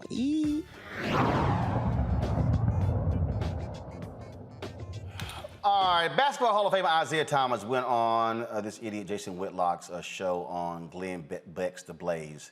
That tells you all you need to know right there about this. And so they had a long conversation about race and some other issues, and the national anthem came up. And, you know, you've got white folks like Megyn Kelly and Bill Maher and others who are all upset and mad. Oh, this is separating us and all this sort of stuff like this. And I saw this and I was like, you know what? I got to weigh in on this because there were some things that are factually not correct. But also I want to explain to you really what is at play here while all of a sudden this is a thing. So go ahead and roll it. You said that we have to eliminate the race box, right? Yes. Tell me something. How do we eliminate the race box when we sing the Star Spangled Banner on this hand, but then we sing a National Negro Anthem here? How is that bringing something together? How do we eliminate the race box if we're doing that?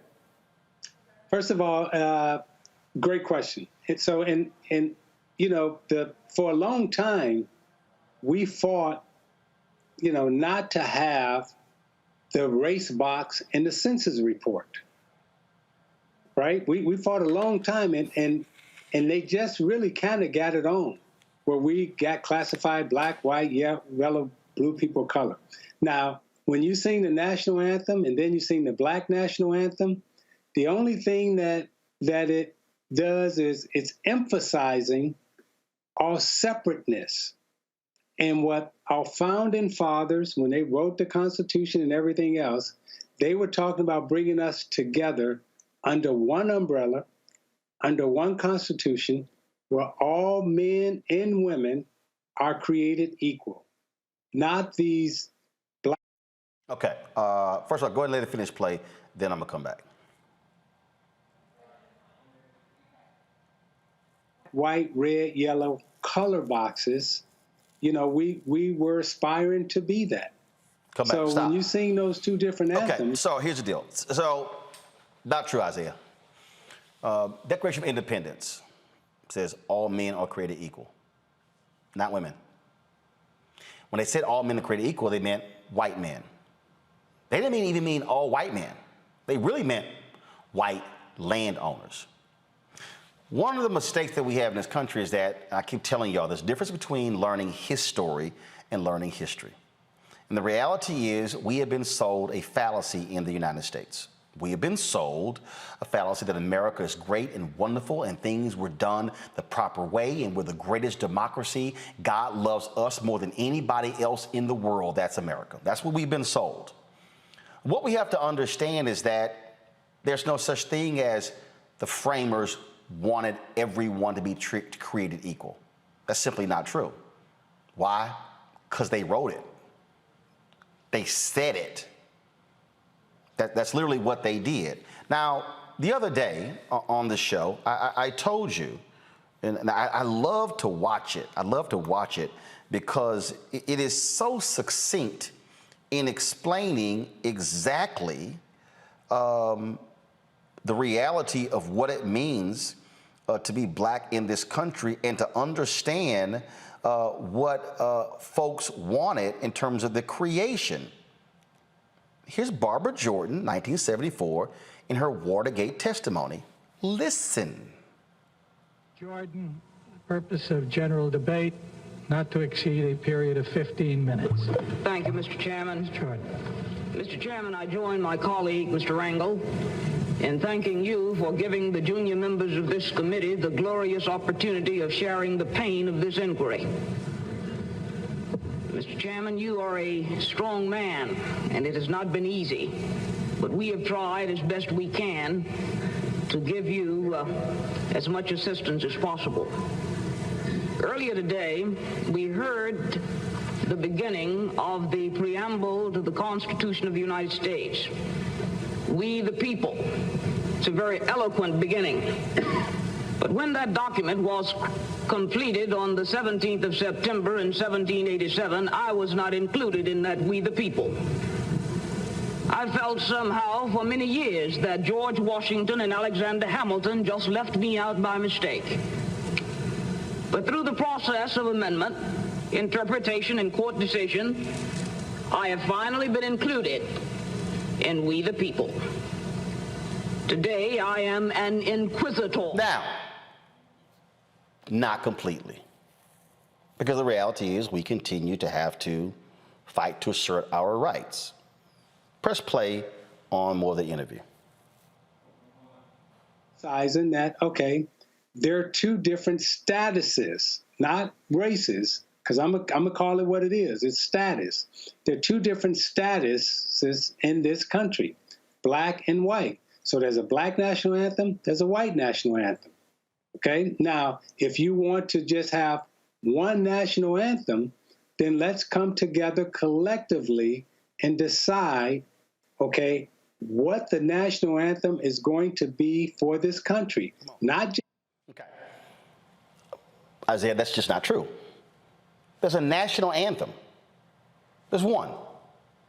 First, which is the Star Spangled Banner. Now, let me just remind people when the Star Spangled Banner was written. And again, this is what I need us to understand, because one of the things is we have been taught so many things in this country, but we were not really taught everything in this country. What we have to understand is that, first and foremost, the Star Spangled Banner, when it was written, okay, was not the national anthem. It was a poem.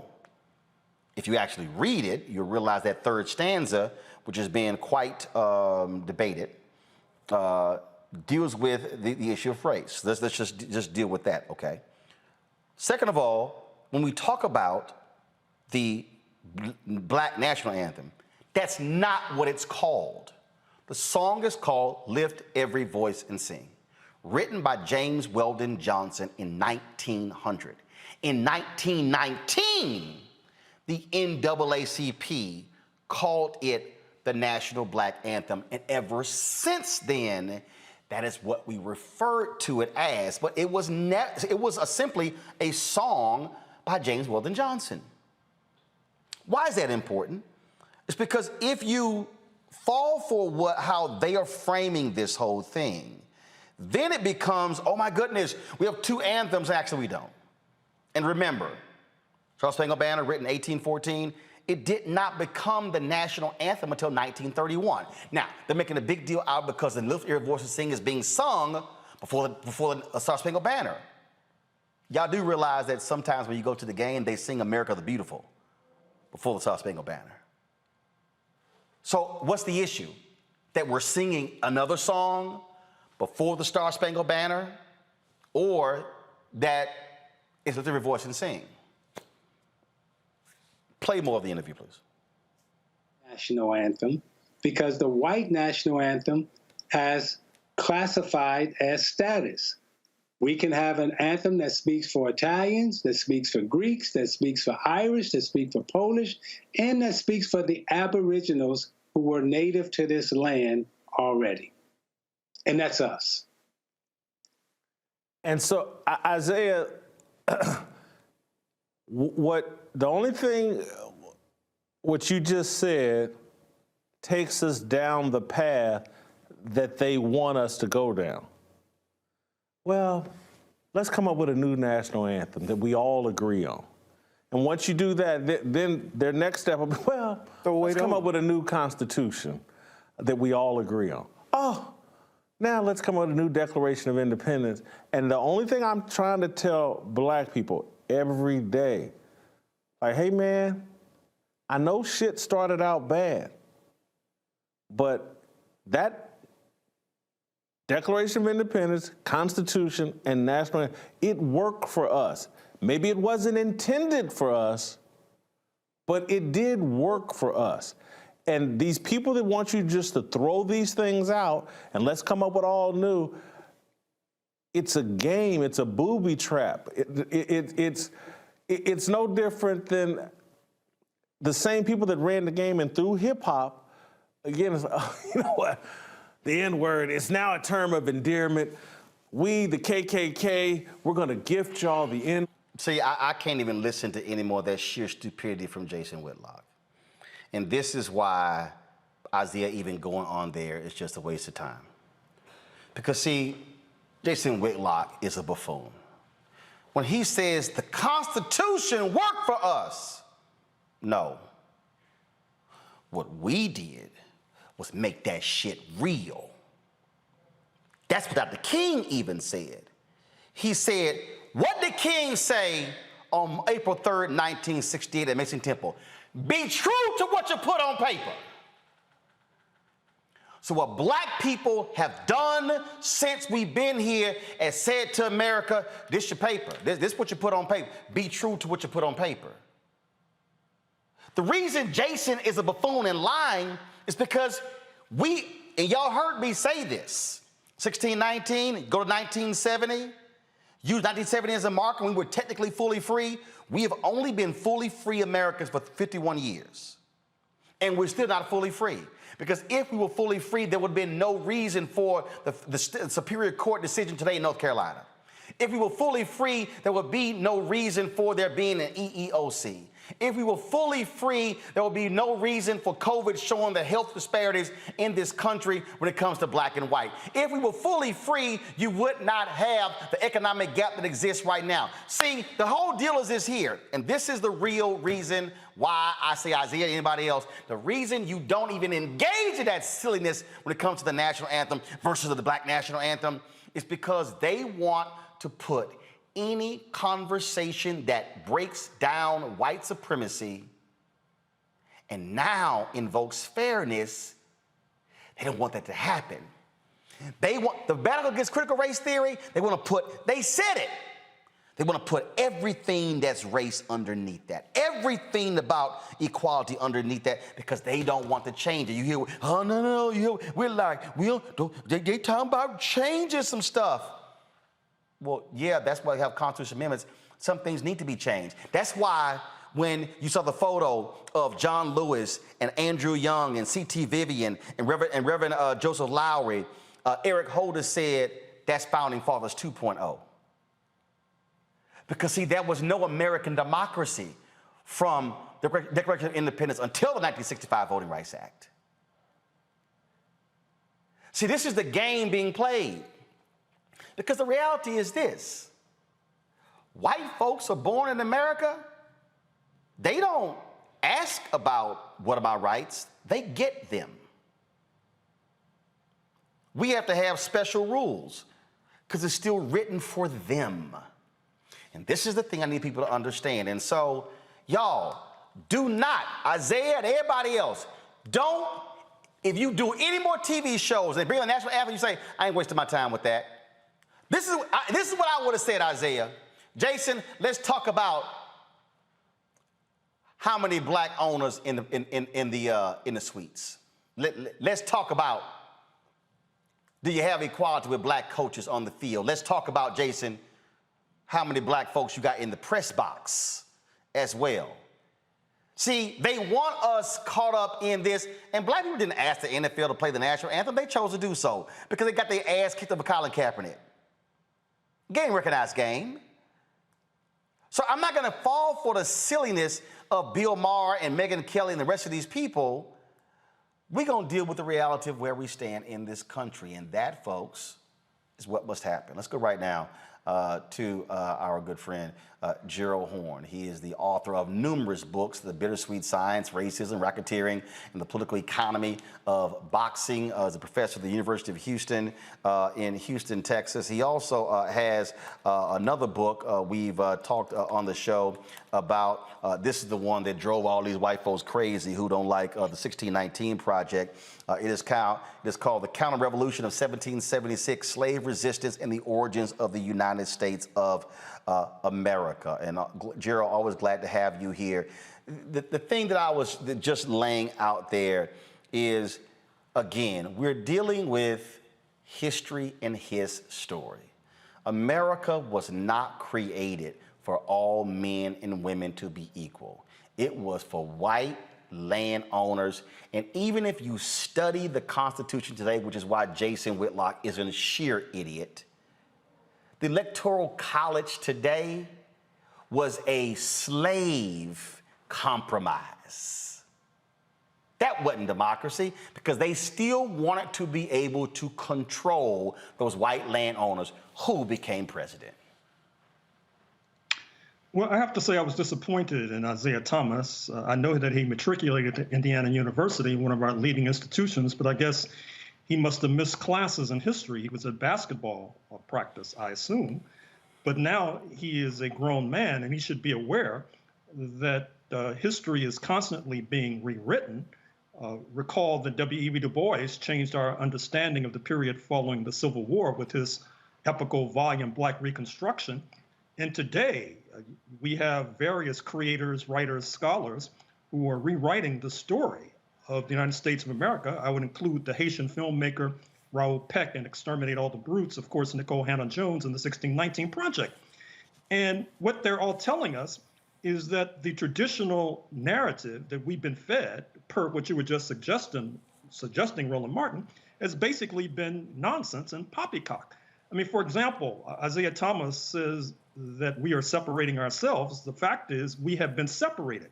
He gives out this inaccuracy concerning the U.S. Census and how supposedly we're trying to get away from boxes. If you go back to the original U.S. Census in 1790, it, of course, was grouping people according to, quote, white, unquote, according to whether or not they were slave, unquote. And just like today— The first one, hold on, let me repeat. The first U.S. Census since 1790 had racial classifications.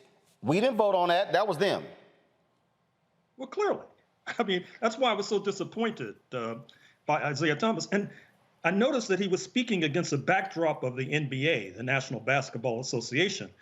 And I would assume that the NBA would want to dissociate itself from his inflammatory and indeed ignorant remarks, because they're quite misleading at the end of the day. And I'm happy to see, Roland, that you mentioned the third stanza of the Star-Spangled Banner, which in no uncertain terms denounces the Black population, because recall that that anthem was written by a slave owner, Francis Scott Key, during the war with Britain, 1812 to 1815, and he was denouncing the Black population because the British were offering us a better deal, and so we defected to their side, helped them to burn down Washington, D.C., and then fled on British boats to Trinidad and Tobago, where our descendants continued to reside. And so Francis Scott Key was very upset by that development. That's why he denounces it. It's one of the rare national anthems that singles out for denunciation a significant portion of the citizenry. See, the thing, but see, here's what you're dealing with here. And you hear Isiah talking about status and class and in terms of, in terms of race and black. But the issue for me, which is the most fundamental issue, is what's the agenda of the person I'm talking to? The agenda of a Jason Whitlock, and I don't know who that fool was he was talking to on the set, and Glenn Beck's The Blaze ain't got nothing to do with black liberation. And see, when you hear, again, a Whitlock talking about, these people, to go from rewriting the Constitution to hip hop. I mean, his arguments are so weak because what we have to understand when you are a student of history, when you are a student of this country, when you are a student of how this was constructed, what we are dealing with today and what we've been dealing with since 1619, what we were dealing with during the period of Reconstruction, what we were dealing with during the 92 years of Jim Crow, what we were dealing with during the Civil Rights Movement, or the Black Freedom Movement, and ever since then has been an unwinding of this tightly wound, knit ball of white supremacy. And we have been trying to peel this thing back and unwind it. If you tear a baseball apart and you begin to pull the string and tear it apart, what you're trying to do is unwind this tightly wound ball that has constrained and constricted Black people from being real, true American citizens.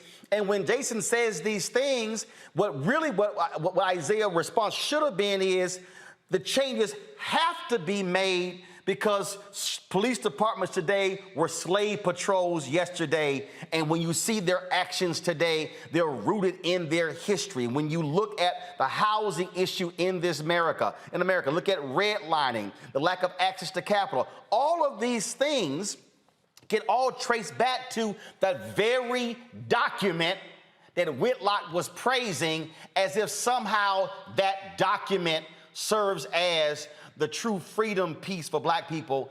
You can't say it is when the document itself was designed to choke us. This is a very serious conversation we're having, and I hope your audience realizes that. As you suggested a few moments ago, in state legislatures across the United States, there's this demagogic attack on what's called critical race theory. Now, the attacks on critical race theory really are misleading. In fact, what you just sketched and outlined, Roland Martin, in some classrooms, particularly in the South right now, you could have a teacher being fined for telling the truth. Or fired. And so, yes. Or fired. And so that's why this is very serious, because what I'm afraid to say, Isiah Thomas and Jason Whitlock were feeding in to this right-wing ideology, which at the end of the day may well come to bite them in the behind. And the fact that they don't even realize it makes it even more disturbing and troubling. I'm gonna pull my panel in here as well. And look, I talked to Isiah and today, and I say, look, I sent him a text and I said, I'm gonna talk about this on the show. Isiah is supportive of the show, joined our fan club early on. And the thing that he said is that, he said, I really wanted to, he said the focus should really be on these birthing rights, if you will. And that is, again, if you're white in this country, what do you get when you're automatically white and we're still fighting for these battles? But the thing that I am conveying is that they don't want us focused on the National Black Anthem versus the Star Spangled Banner. Not they want us focused on it. They want to focus on that, because really what the strategy here, Gerald, the whole strategy, whether it's this critical race theory, 1619 project, anything, it is really all about how can we rile up our white base to get them to think that they are about to take this stuff over and they want to change our values. And when people say our values, they're not saying our American values, they're saying our white values. They want to change what we have constructed, because America has been constructed through the prism of whiteness. It has been defined by that. And what they do not want is for us, now that we have voting rights, now that we have representation in Congress all the way down, all of a sudden, oh, no, we don't want them having to change, change this. And I keep going back to, if I played it, they would block us on YouTube, that scene from The Good Shepherd, when Joe Pesci asked, he said, let me ask you a question. The Italians, we got our family, and he said, we got our family in the church. He said, the Jews got this. He said, he used the N-word about black people. At least they got their music. The Irish got this. He said, what y'all got? And he said, We have the United States of America. The rest of you are just visiting. That is what all of this is about. Well, I'm afraid to say that you're onto something, Roland Martin. And once again, I have to say, I'm sort of puzzled by the fact that Isiah Thomas would say what he said and still be a contributor to Roland Martin Unfiltered. When you talk to him, how did he explain himself? Well, no, he said that what he wanted to focus on was, again, these birthrights and what we don't have compared to whites. And look, but it's also understanding who you're talking to and who you're going up against and what their goal is. If Jason Whitlock said, Roland, come on my show, I know exactly what he's trying to do. I know who he's talking to. I know who he's talking about. I got some fool, another black dude who worked for the Blaze, who been trying to come at me for the last week on Twitter, trying to ask me all these other questions. I'm like, dude, I'm not playing your little game. And he wrote up some little article about me, how I'm selling out black people to stay on the Democratic plantation. And I'm sitting there saying, yeah, but it's your party that's the one trying to keep my people from voting in North Carolina. And so the thing that I want African Americans, whether you are basketball players or football players or singers or entertainers or whatever, is to be fully cognizant of this really intensive effort to keep us from actually asserting our rights. Because I'm telling you, Gerald, all these people not fully understanding, because they got to be asking, wait a minute, how all of a sudden, hell, the NFL and NBA, they've done lift every voice and sing before games before. Why all of a sudden now it's an issue? Who all of a sudden plucked critical race? Gerald, this is my 13th black media experience. Do you realize in the previous 12, I never even heard of critical race theory? And that's black. I've been black, 3 black newspapers. Tom Joyner, BlackAmericanWeb.com, Savoy Magazine, Major Broadcasting Cable Network, Dallas Examiner, Essence, Ebony. I can go on. All of a sudden, where's it coming from? I keep telling people, all of this is my book, White Fears, coming out in the first quarter next year, y'all. It all emanates from this question that was asked in 2009 after Obama got inaugurated. Who is optimistic about the future of America for your children? Every group except white Americans, a majority, were optimistic about the future of America for their children except white Americans. That is what we're dealing with, and that's why the Republican Party wants to appeal to these crazy, demented white folks who are going to be here in D.C. tomorrow, because they are afraid that we, Gerald, now have political, economic, social power, and we are not afraid to use it. Well, I'm glad you mentioned 9/18, this rally that's taking place in Washington tomorrow in support of the insurrectionists of January 6th. The FBI is reassuring us that there's nothing to worry about, move along. But that's what they told us on January 5th, 2021. And you almost had the Vice President of the United States lynched. You almost had the Speaker of the House of Representatives, Nancy Pelosi, lynched. So I hope that they know what they're talking about with regard to this manifestation, this demonstration tomorrow. And if they're wrong, I'm afraid to say that there is going to be a hot time in the old town tomorrow. Well, I don't think it's going to be that, because Trump has already yelled, this is a setup, and I think they're going to be a little too scared to come in. I want to bring in the panel here, and I want to start with you, Michael, then go Michael, Kelly, Faraji.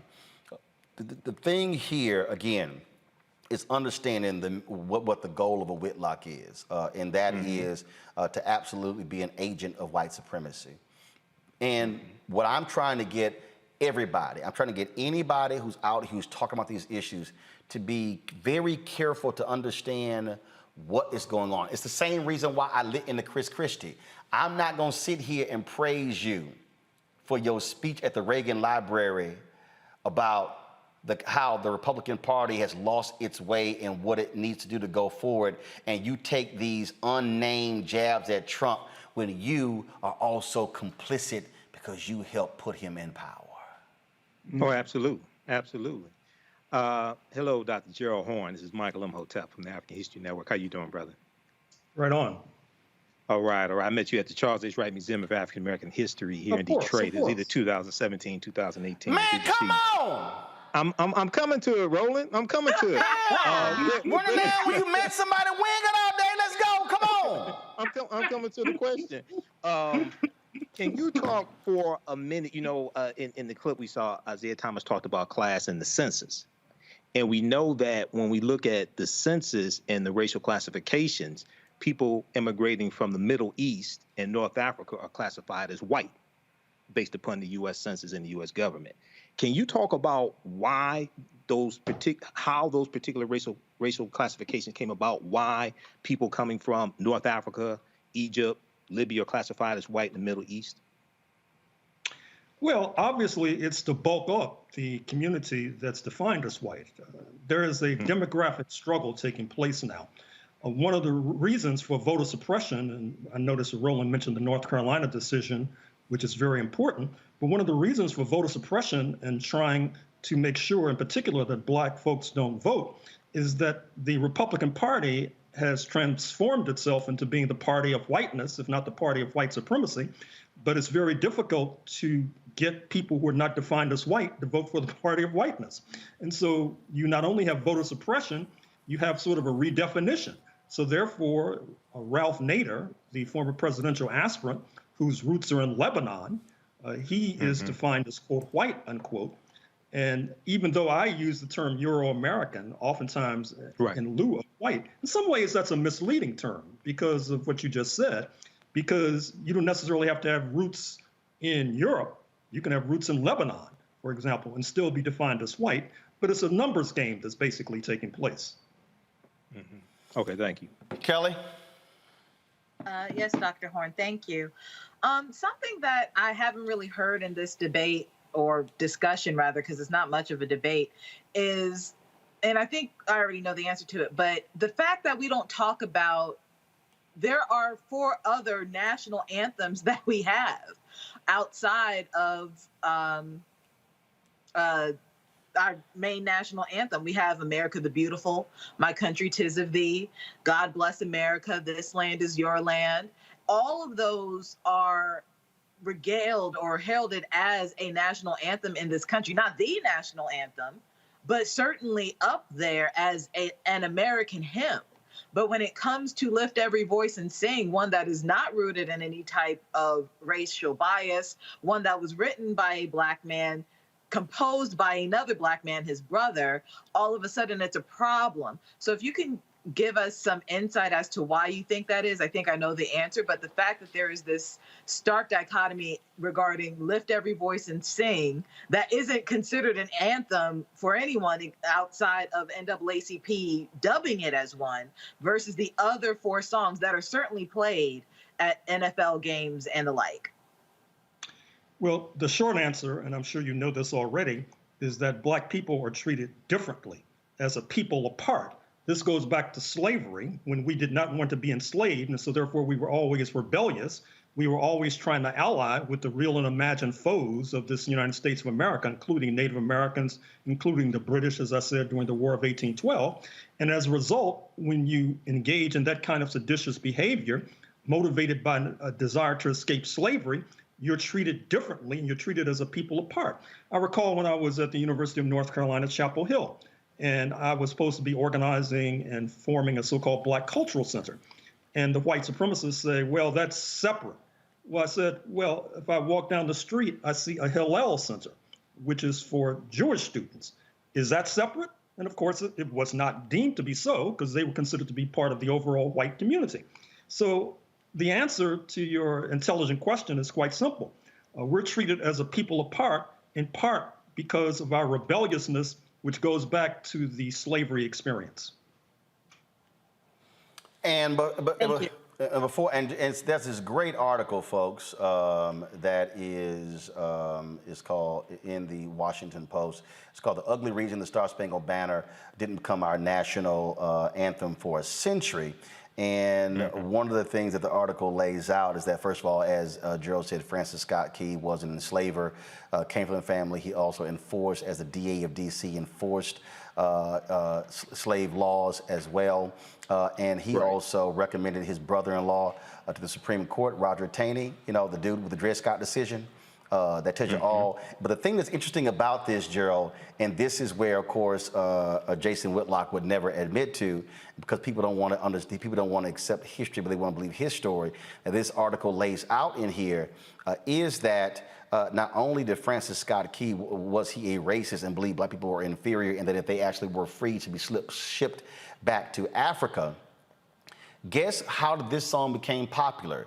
It became popular among post-Reconstruction white Southerners and the military, who pushed for it to become the national anthem, the United Daughters of the Confederacy. Ooh. Yep, There it United is. Daughters of the Confederacy. Yep. They help. But the folks want us to act as if those things didn't exist. Faraji, your question for Gerald. Yes, Dr. Horn, it's a pleasure to talk to you. Just very quickly, I mean, I think it was absolutely very ignorant of Isiah Thomas to say that a song emphasizes our separateness when it wasn't a song. It's been history. It's been something that's been researched. But even more so, Dr. Horn, I want to get your thoughts on, you know, there's often, when we have these big conversations, especially about race, there's often black people and white people who jump to the point of talking about unity, talking about reconciliation between the races without really talking about truth and accountability, without saying, hey, some things have to be done to repair the damage that has been done to black people all across this, you know, in the United States and across the globe. So how do we take this conversation beyond everything is all right? We had a black president, things are on the right path, we're all in this together. How do we kind of step back a little bit to really look at the issue of, let's look at the truth of the history, and this is the part that I think scares both black and white people, somebody has to take accountability. White people have to take accountability for what they have done to our people. It's not enough just to say we give you a little bit here, we got a couple of celebrities there. I'm talking about a full-grown, massive, you know, full-scale accountability. How do we get the conversation going in that direction, sir? Well, if you look historically, the way we were to escape both slavery and Jim Crow is that we lengthened the battlefield. We internationalized the struggle. That's why we were in alignment with Native Americans, for example. That's why you had Paul Robeson, for example, and Martin Luther King Jr., who raised the question of the war in Vietnam.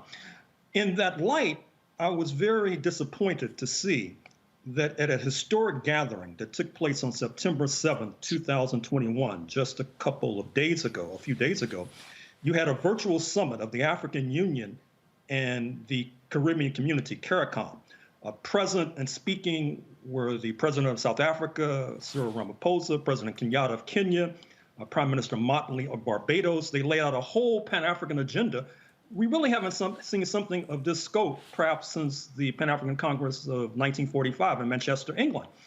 Now, what's disappointing is that there was no Black American participation, and it was a wonderful opportunity for us to raise our issues, because, of course, they raised the question of reparations. The Caribbean brothers and sisters, you know, we're going to raise that. And yet we were not there to amplify that call. I think that one of the things we have to do is get our organizations to try to be more globally minded, to try to not let these opportunities pass, and to make sure we have delegations meeting regularly with the African Union, headquartered in Addis Ababa, Ethiopia, and the Caribbean community headquartered in Georgetown, Guyana, because as our comments this evening have suggested, the forces on the battlefield right now, in terms of the four corners of the United States of America, given voter suppression, given we're talking about coup d'etats that might happen as soon as tomorrow, it's not a very promising scene just looking domestically. So here's what, to button this up, here's what I want to see happen. And that is, and like I said, I talked to Isiah.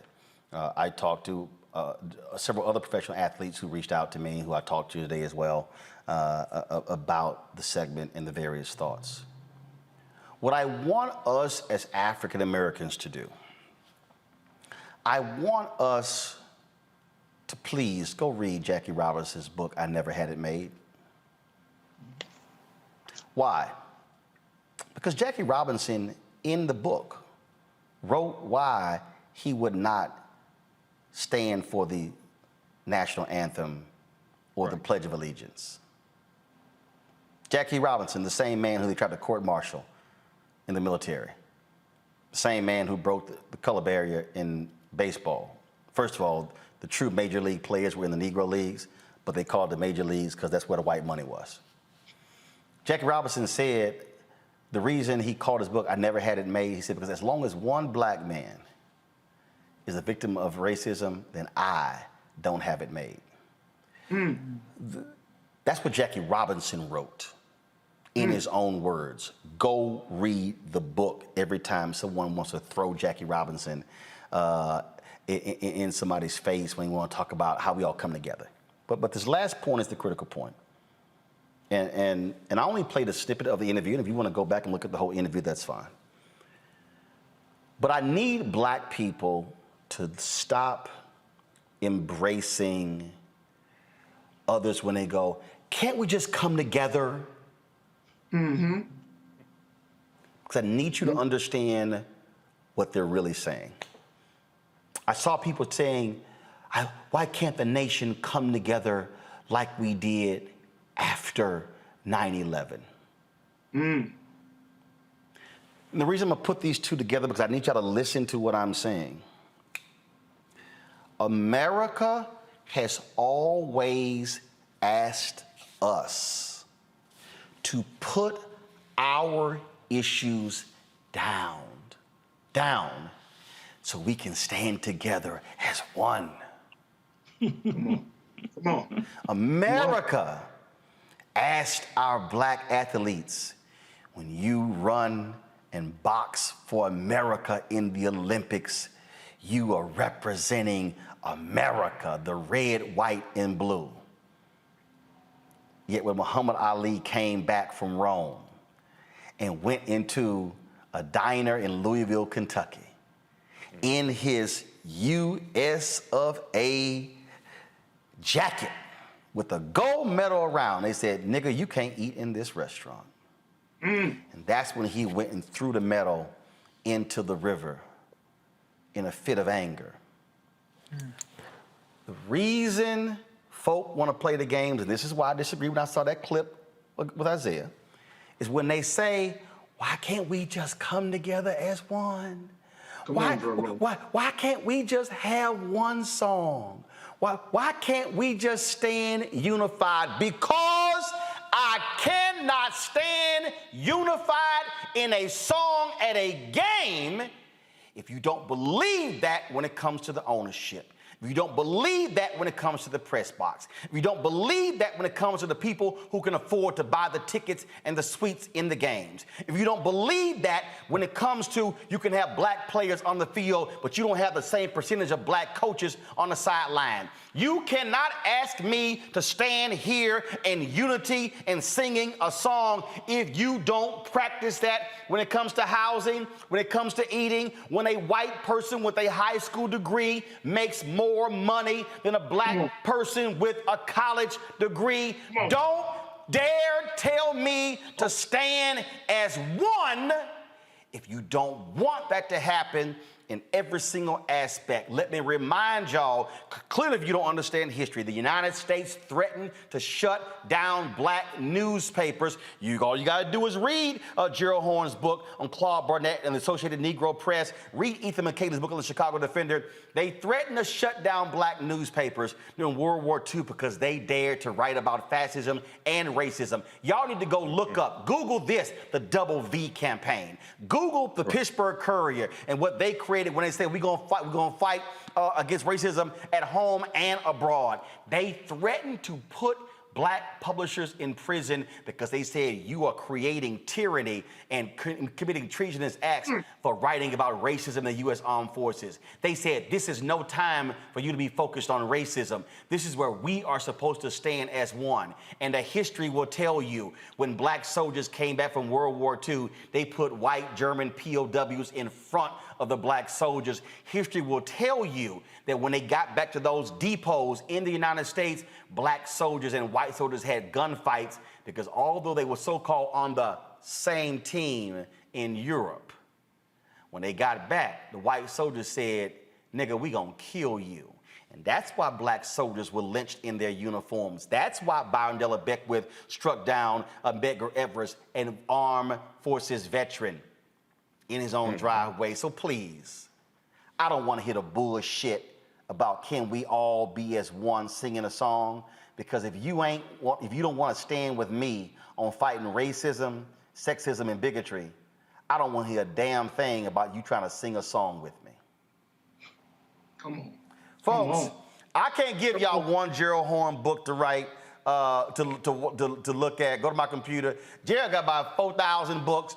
You check them all out. Again, I told y'all about the counter-revolution of 1776, slave resistance, and the origins of the United States of America. You should check out White Supremacy Confronted, U.S. Imperialism and Anti-Communism versus the Liberation of Southern Africa from Rhodes to Mandela. Also, I told you the rise and fall of the Associated Negro Press, Claude Barnett's Pan-African News, and the Jim Crow Paradox. I have absolutely read that one. And so there was there's another one on here that I gotta recommend. Oh my goodness, where is it? Where is it? I told y'all Jared got all these doggone books. I'm trying to get to all of them. And of course, a couple of books, obviously, on W.B. Du Bois. And then I gotta get this one, The Color of Fascism, Lawrence Dennis, Racial Passing, and the Rise of Right-Wing Extremism in the United States. Yeah, I got to get that one right there, y'all. Gerald, it's always a pleasure to have you here. Distinguished professor from the University of Houston, my hometown. Thanks a bunch. Thank you for inviting me. Yes, sir. Let me thank Michael. Let me thank Kelly and Faraji as well for a great show, folks. Thanks for being on the panel. Great conversation. Folk, when y'all read this show, that's why you got to have some notes because we give you homework on this show. If y'all want to support what we do, please join our Bring the Funk fan club, where every dollar given goes to support what we do. Cash App, $RM Unfiltered, Venmo.com/RM Unfiltered, PayPal.me/R Martin Unfiltered. Zelle is Roland at RolandSMartin.com, Roland at RolandMartinUnfiltered.com. Of course, we also have, we want you to download our app, the Black Star Network. You can watch the show right here, iPhone, Android TV, Roku, Fire TV, Xbox, Smart TV. Get the Black Star Network. This is Black-owned, Black-controlled. We are going to be building this out beyond the show. I'll be announcing several shows we're going to be launching the next several weeks. We are waiting to finish building out. I'm going to give y'all an update. We're waiting to finish building our studio here. Hopefully that will be done next week. Then our infrastructure will be in place. We've made 4 recent hires. I got 5 job notifications up right now to further build the team out. And so when you give, that is exactly what you are supporting, the kind of content that you're not going to get a whole bunch of places, because y'all know we keep it real, we keep it honest, and we keep it unapologetic. Tomorrow we're going to be at the Howard Hampton game. We'll be live streaming halftime show. So y'all want to go to the Black Star Network, y'all want to actually check us out on our YouTube channel, we'll be there. Then of course we're going to be supporting the Collective Pack tomorrow night as well. So quite the busy weekend, folks. As we always do, we end our show showing our Bring the Funk fan club members. You'll see your name right along there. Let me shout out Daniel Giles and Angela Wilkerson. Let me also shout out Lenora Bell. Let me shout out Victor Williams, Bonita Martin.